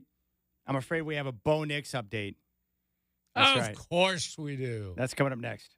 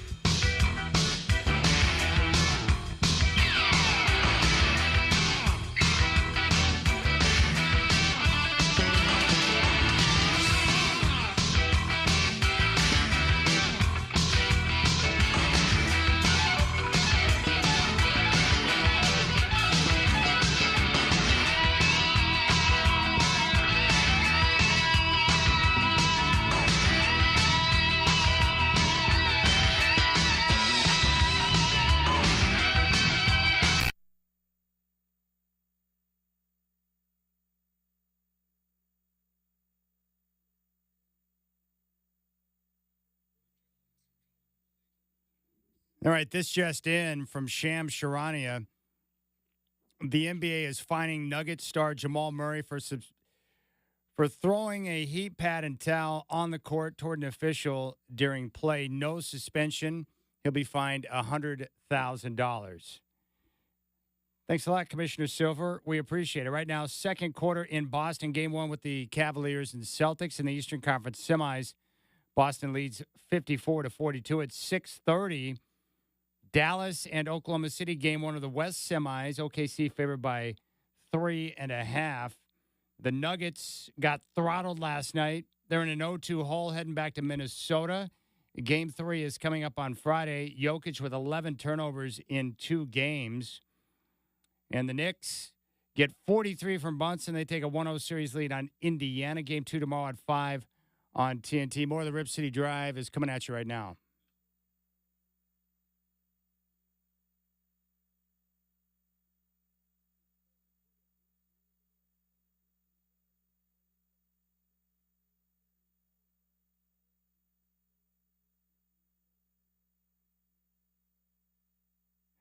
All right, Godfather, before we get to our Bo Nix update, we got the report that the league is not going to suspend Jamal Murray for throwing objects on the floor during play, a towel and a heat wrap towards an official.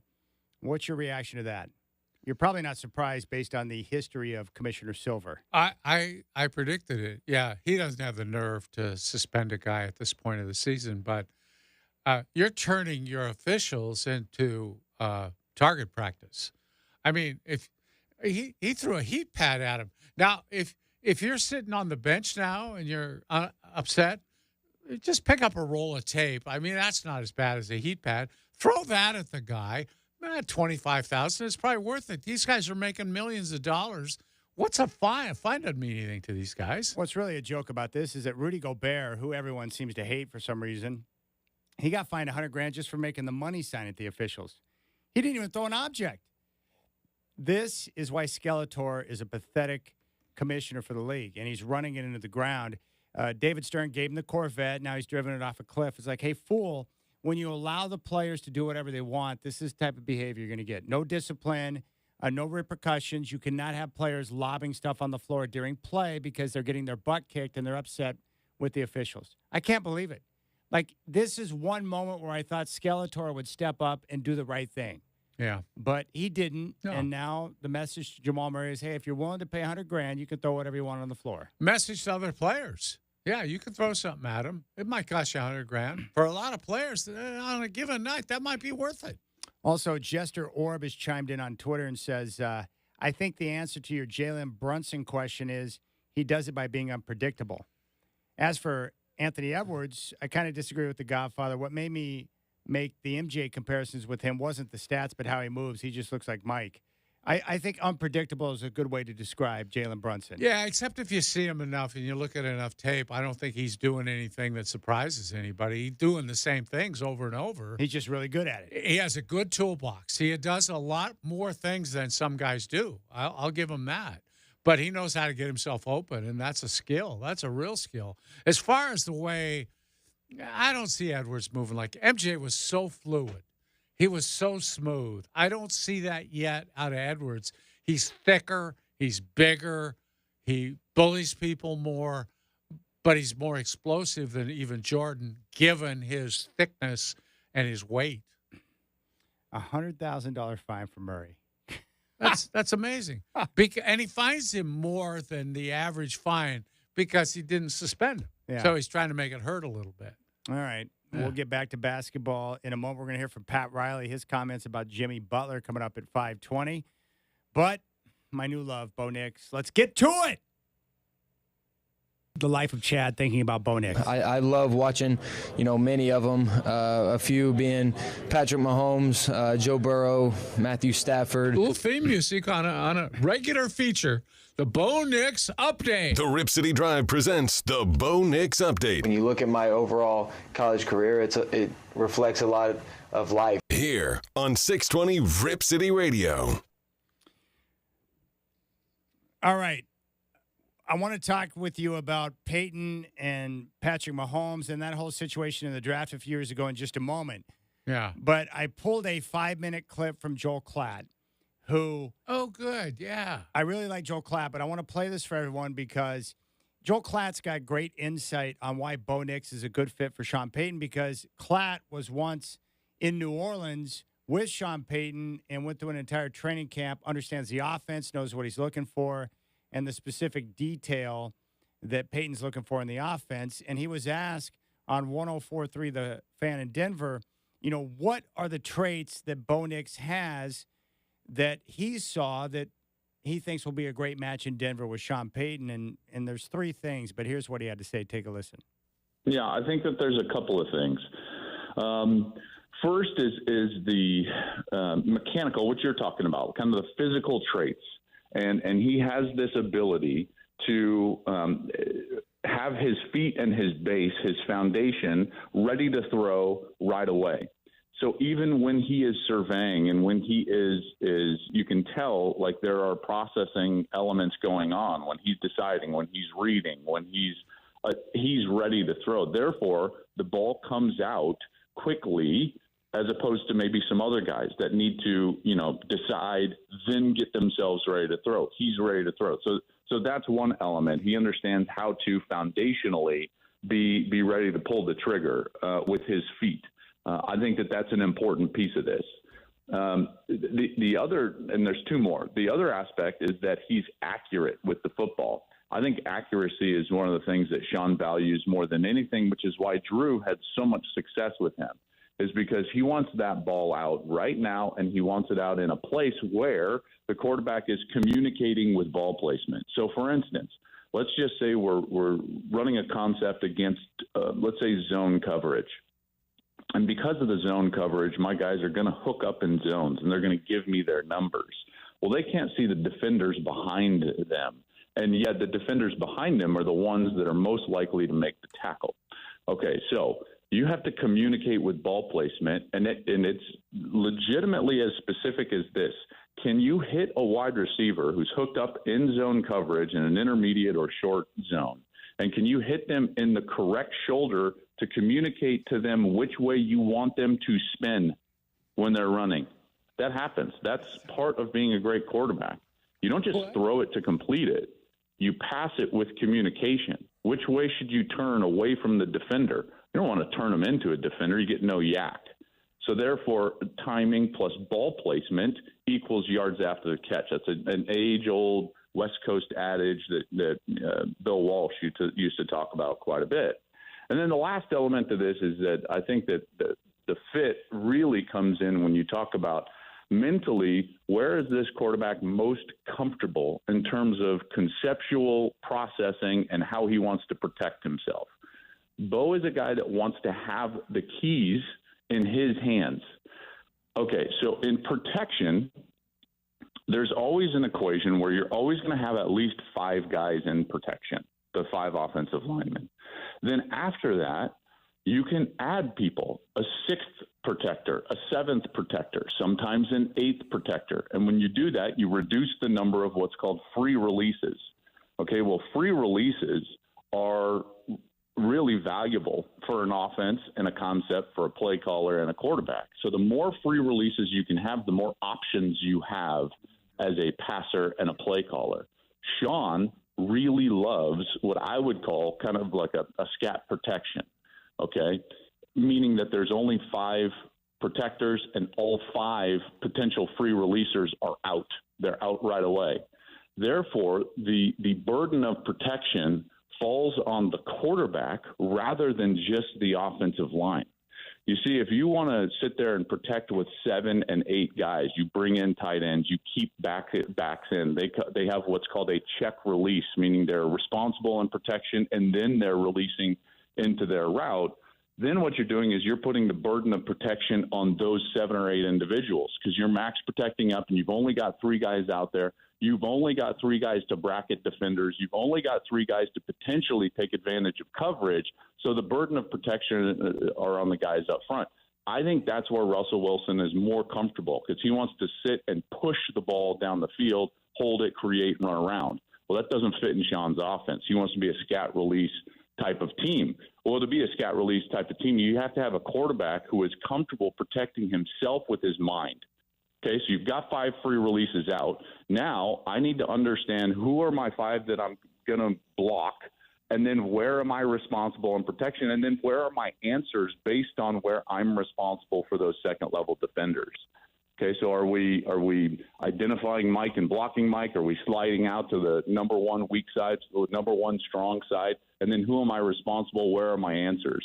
Sean wants the answers to lie in the quarterback. Bo's more comfortable in that scat-style protection, answering protection issues with his own mind and his own answers within the concept. So a lot of stuff there, but that's all kind of plays into it. All right, there's Joel Klatt. I got to be honest with you, Godfather, after that breakdown, I have no idea how anyone plays quarterback in the NFL. I know. But the one thing I learned, I did not realize this in all the years I've been watching football, that quarterbacks will throw in zone defense when they have receivers with their back to the defense, when they curl up, that they're throwing to a spot to indicate which way they need to move and turn with their body based on where the defender's at. That you throw a guy to a certain spot because you want him to move in that direction. That's ingenious, man. You see it. Once you know and you're conscious of it, you'll see him throw. Like a guy will be cutting across, and instead of leading him, the quarterback will throw to back shoulder, and it'll cause the guy to do that reverse pivot. Yeah. And the DB will come flying by him on the other side. It's like, how did he know to turn? Well, he knew because that's where the quarterback threw the ball. He's leading him into that path. That's impressive. It's unbelievable, really. But I love what he said about Bo Nix, about always having your feet ready for whatever the situation may be so you can fire. That's where the quick release comes from. That's why that compact release that he's got is really good. And then, boom, most importantly, accurate. So when he delivers it, it's to the spot where Sean Payton wants it, and that's what Payton's looking for, those type of specifics within the offense. Now, I wanted to ask you this. We know now, based on multiple stories that have come out, the latest was Albert Breer today talking about this.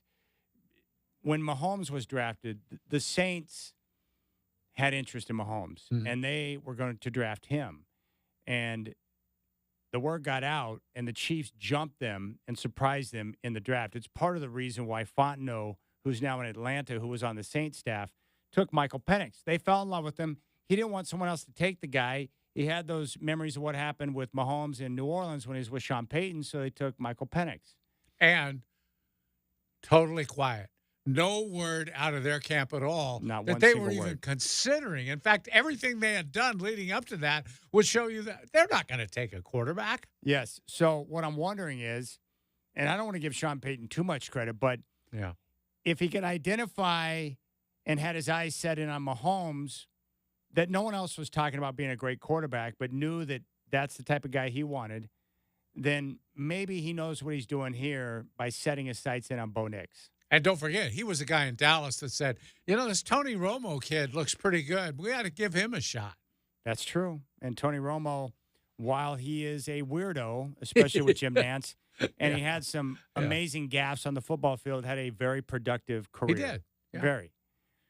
All right, there you go. That's your Bo Nix update. We're going to come back and hear from the guy's an absolute boss, Pat Riley. Oh, yeah. Good stuff.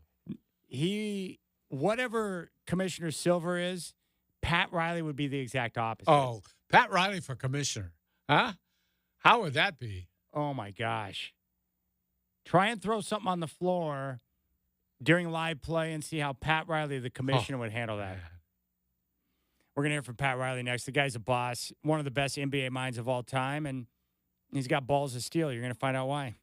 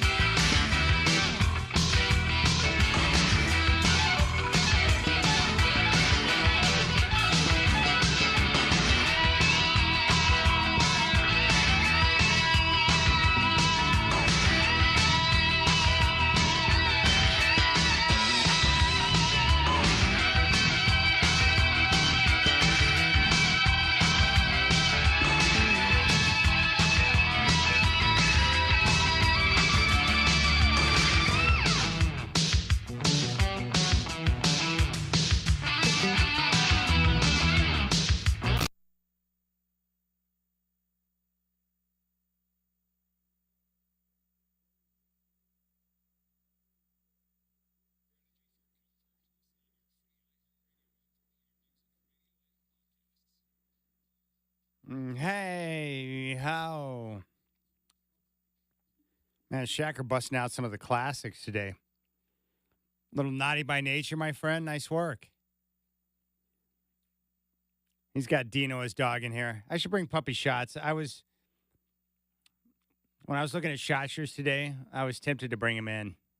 He looked like he wanted to be with me. Oh, you should have brought him in. Yeah, he's on the mend, right? He's on the mend. I thought, he might just chill and relax. I wonder how Dino and Shotshers would get along.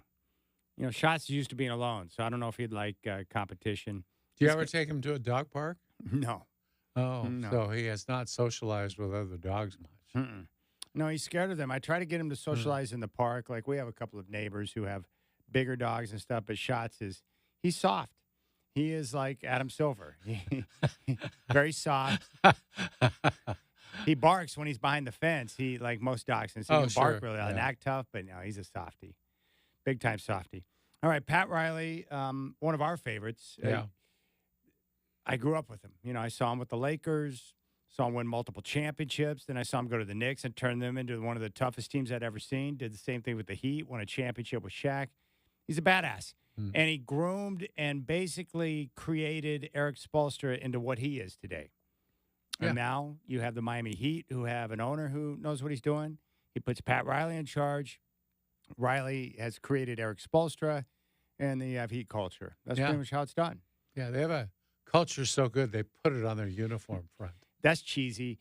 For Pat Riley, it's like, Heat culture. They got it on the court, on their jersey. It's like, that's a little too much for me. Yeah. But you're Pat Riley, so you can do whatever you want. And apparently he did not like Jimmy Butler making comments when Butler was not a part of the playoffs because of the injury. What Butler said was, quote, if I was playing, Boston would be at home. New York damn sure would be at home. That's what he said. And Pat Riley was asked about those comments, and here's what Riles had to say. For him to say that, I thought, is that Jimmy trolling or is that Jimmy serious? If you're not on the court playing against Boston or on the court playing against the New York Knicks, you should keep your mouth shut. Don't you just love that? I do. That's his own player he's talking about. Yeah. That's guts. I know you is. called it something else, but. Yeah, he's just got balls. And the reason why is because in today's NBA world, superstars tend to be the most fragile. They don't like to be criticized. They like to control the narrative. They don't like negative things being said about them. They basically don't want the truth to come to light. Yeah. And what happens is organizations now with stars, they will cave to the superstar to a point where you compromise who you are to make sure that this other person is happy. Yeah. Pretty soon the tables are turned and you're not running the show anymore. That player is. 100%. And Pat Riley doesn't do it that way. In fact, I mean, you've told me stories, and when he was in Miami, that part of the reason why LeBron decided to leave Miami and go back to Cleveland is because Riles wasn't down with LeBron having his crew around all the time. Yeah. And when I say crew, we're talking about friends, family, the whole shebang, where they just come in and kind of take, ownership of everything and just. Pretty soon they're on the team plane. They're everywhere. Yeah. Locker room. Yeah. And Riley was like, that's not going to happen here. That's not the way we do business. He's very specific in terms of how he wants things to be done, and he's not going to compromise to make someone happy or compromise what he believes to be right to make sure your feelings are hurt. That's just not how he operates. Now, I do think Jimmy was trolling and just joking because that's what Jimmy does. I think Jimmy respects Eric Spoelstra. I think Jimmy respects Pat Riley. So I don't think Jimmy's a problem child when it comes to the Heat culture, but this is just Riley making sure, hey, just so we're all on the same page here, just to make sure you know where you stand, this is where we stand. For him to say that, I thought, is that Jimmy trolling or is that Jimmy serious? If you're not on the court playing against Boston or on the court playing against the New York Knicks, you should keep your mouth shut. There you go. That's also a guy who's probably just a tiny bit tired of paying a guy who's hurt all the time. Admits that he doesn't really bust his tail during the regular season. He's playoff Jimmy, and that's what he wants to be. But then, like last year, some limitations because of injury. And here we go again where he's not able to play after a few games. And he might be a little tired of writing checks to that guy. Yeah. I just love Jimmy Butler so much because he's such a great player. I was watching when they came to town this year at Moda Center, like I watched just Jimmy, and I appreciate the way he plays because he's a two-way player. He gets after it on defense.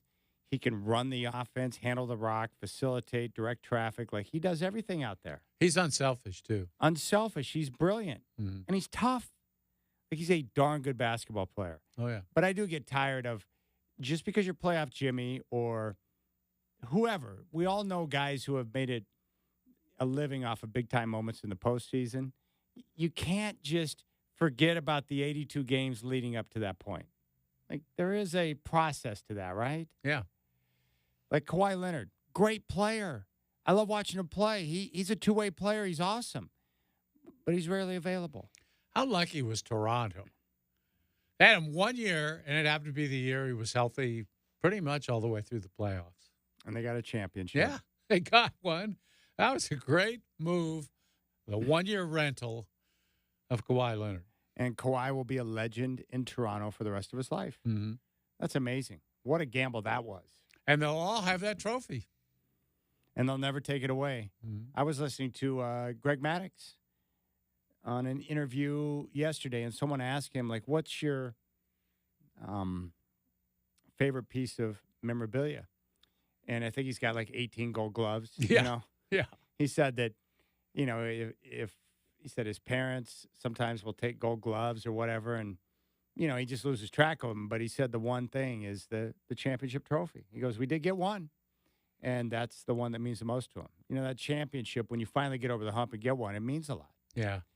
Pat Riley also talked about going after a star, roster construction. Let's take a listen to Riles. There's a possibility that a lot of things are on the table. And it's not necessarily getting another star. You know, you get another star and then your bench gets weaker, probably. And you do have some financial responsibilities to, you know, the tax and the first apron, the second apron, and all the consequences of going there.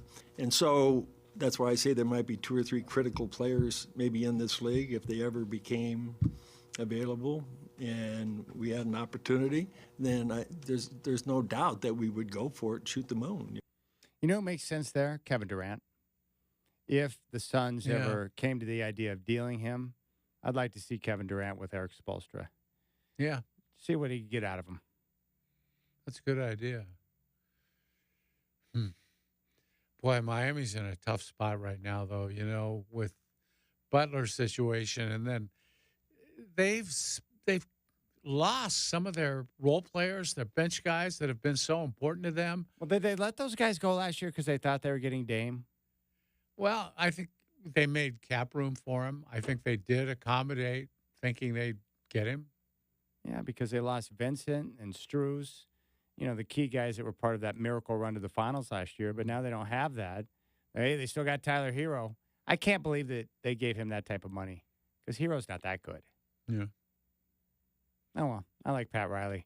I just like hearing Pat Riley tell people to keep their mouths shut. We need more of that in the NBA, Godfather. Oh, man.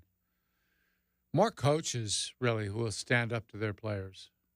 We're not going to get more of that. No. Guys like Pat Riley are a thing of the past. That's why I'm surprised with Finch getting his guys to buy in and play the way that they're playing right now. What they did to Denver last night was shocking. I've watched a lot of basketball games.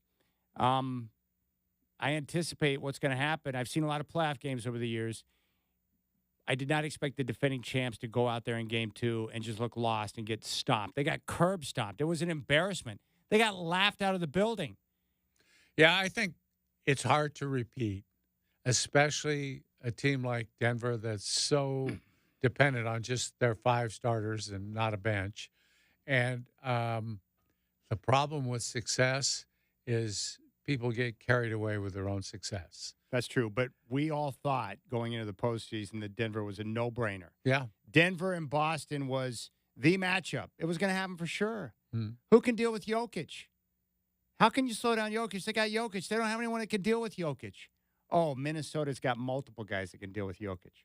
How did we not see that coming? How did we not see it? Yeah. I got hoodwinked by Denver. That's what happened. Gosh, they were pathetic last night. I can't believe that they showed no resistance. Well, Minnesota came out in the first quarter, punched them in the face, and then the Nuggets spent the rest of the game whining and complaining and just getting murdered out there. Yeah, but let's not forget, that's what happens with teams that have never won before. Denver was doubted every step of the way until they won. Then they became, hey, they're the defending champs. Now they're great, and people were doubting them all the way, just like Minnesota's being doubted now every step of the way. Too young, maybe not this, maybe not that, but we'll see what happens in the end.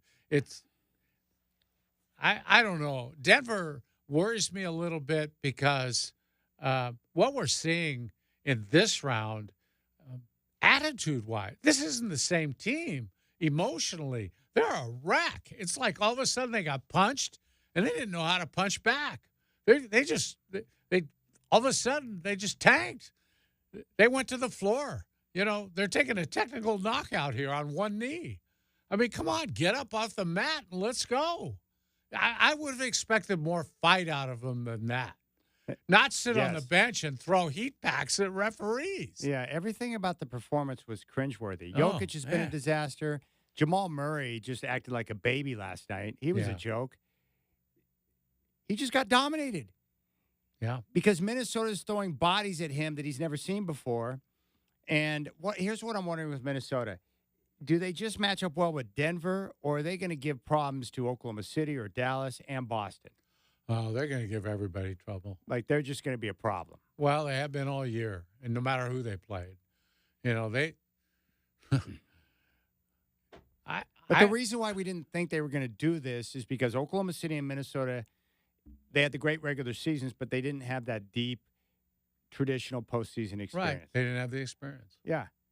And I haven't seen teams in my lifetime without experience winning a championship, right? Yeah. You go through your battles. Yeah. Like even the Nuggets with Jokic and Murray have been through a number of playoff battles and come up on the short end to finally get over the hump. Yeah, there haven't been too many Trailblazer teams.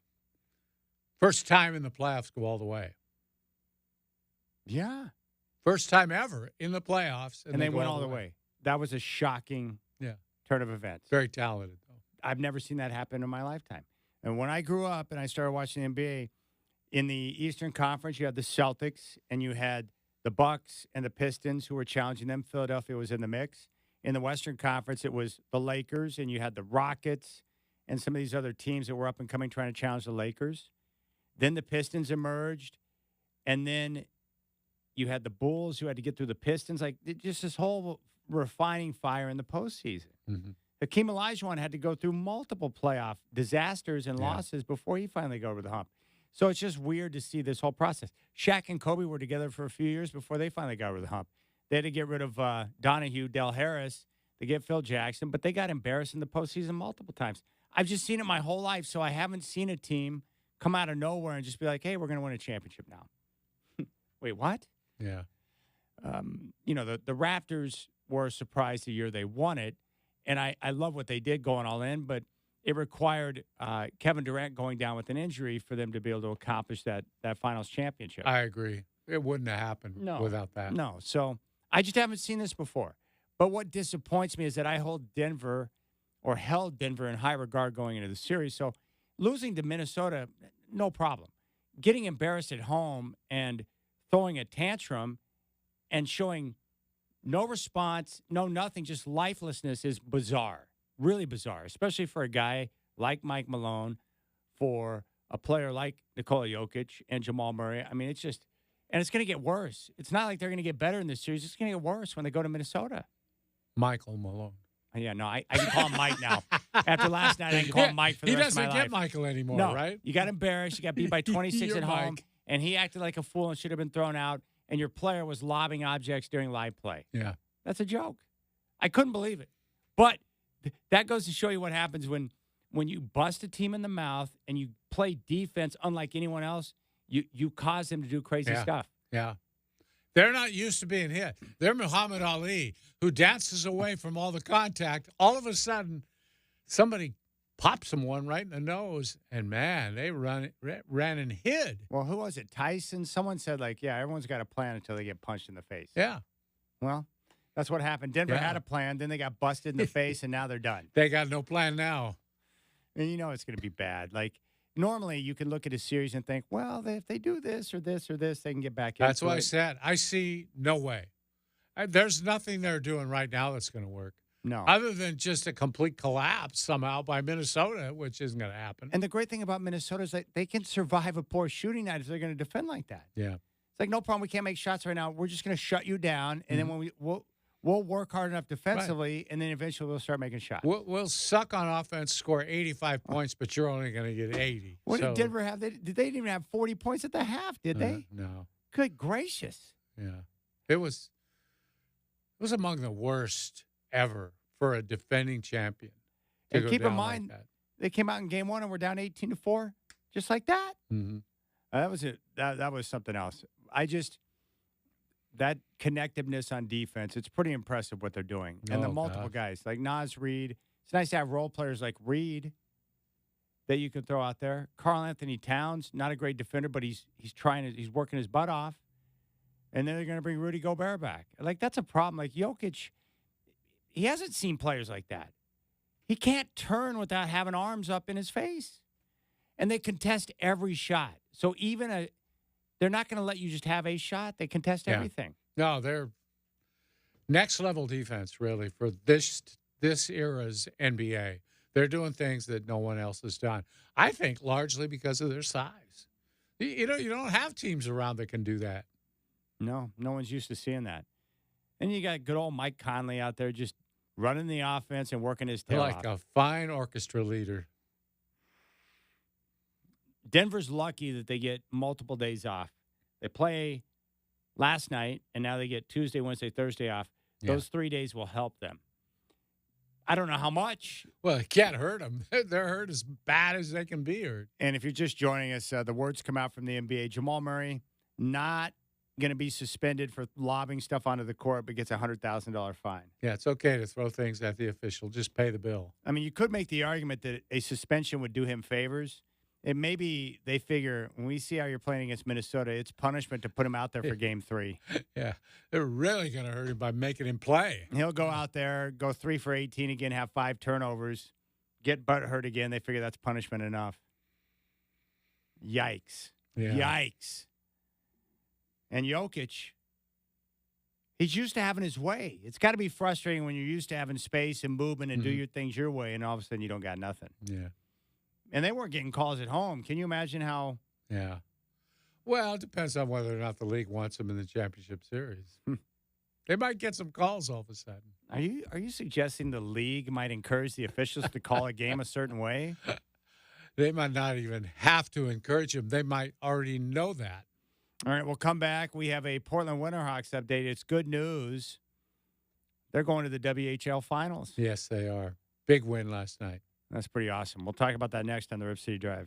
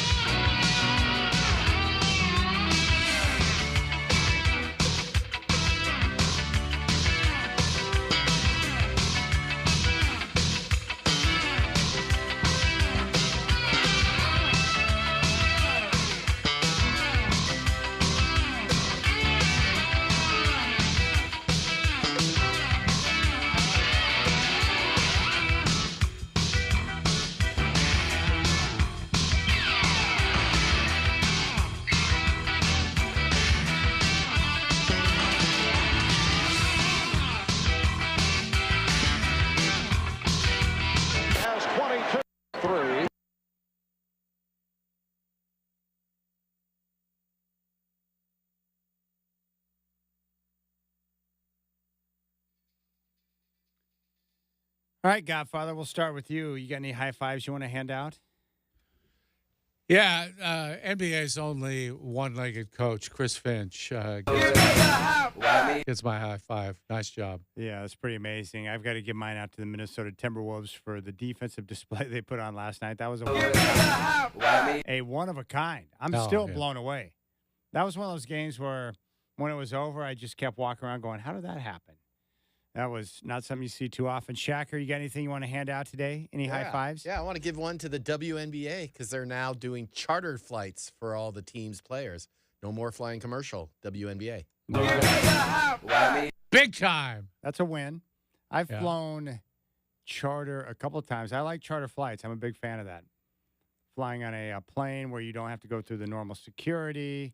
You pull right up on the tarmac, board the plane, you take off. It's genius. I need more of that in my life. They're still supposed to go through security.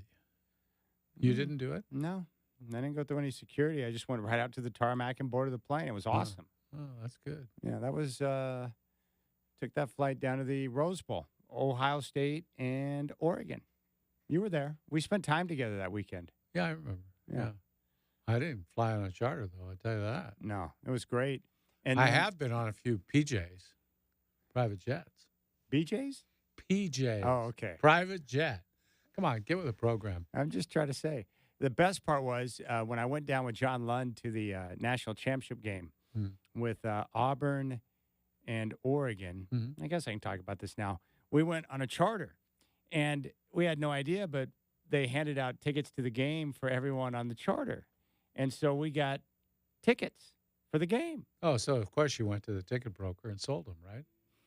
That's exactly what we did. Yeah. That turned out to be a profitable experience for both Lund and I.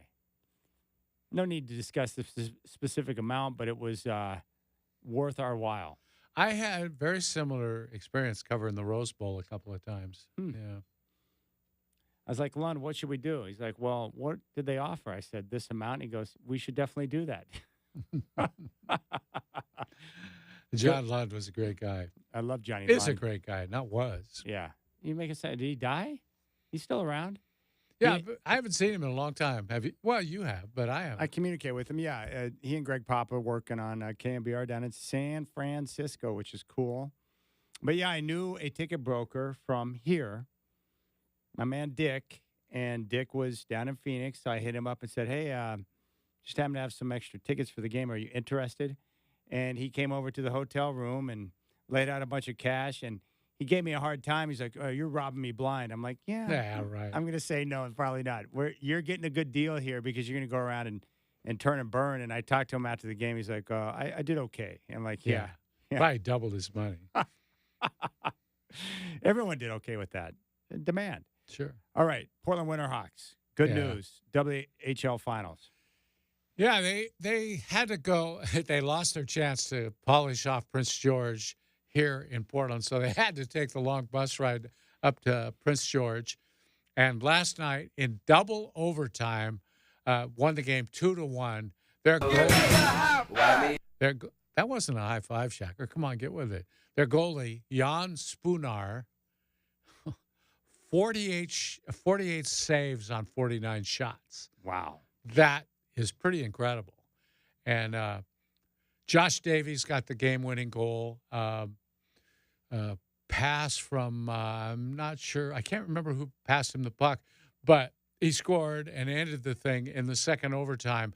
And it was a big win because the Hawks have had like 3 defensemen go down in the last 2 series, including their best one, Luca Gagnoni. And I hope he's back for the finals because he's fantastic to watch. Really fast, really good with the puck.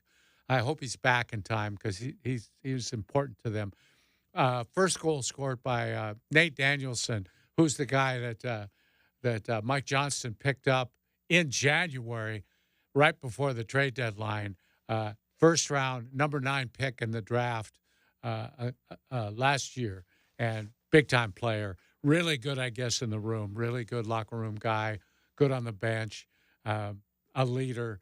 Just a guy. And Johnston is so slick at appraising things right about Christmas. What do we need to get over the top? Now, he does this with his teams that are close. And he's just been uncanny at adding those key players late, right before the deadline, and those players push him over the top. That's great. We may have to go check out one of the final games.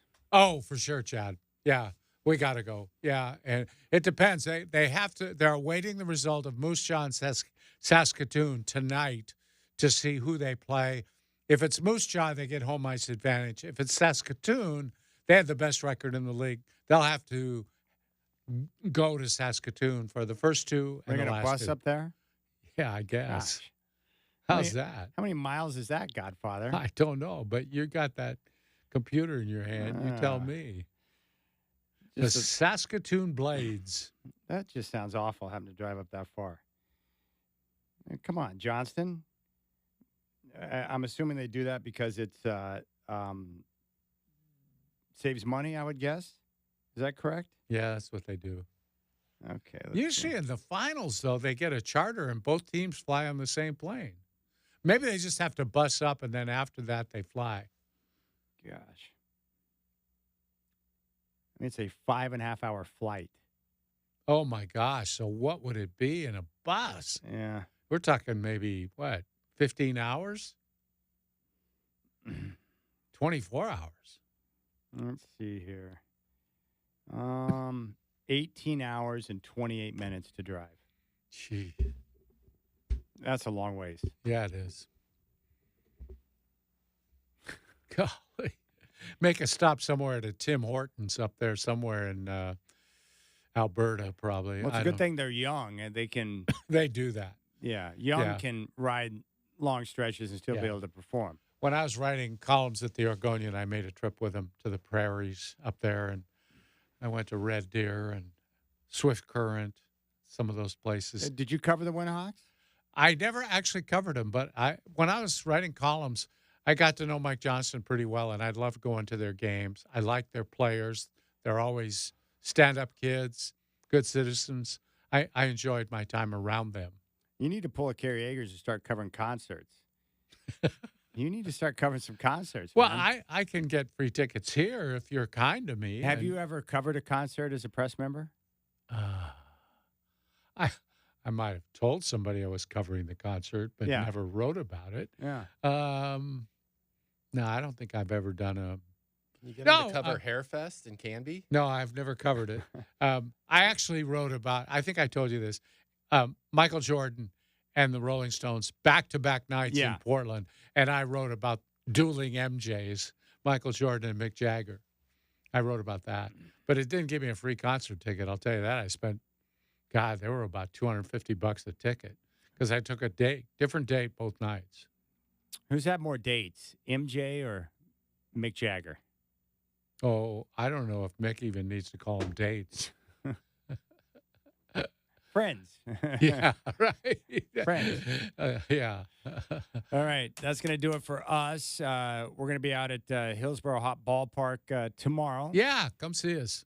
Hanging out, checking out some baseball. Big thanks to Michael Shacker. Enjoy the basketball games tonight, and we'll be back with you tomorrow. Justin Myers will have Rip City Morning starting at 6.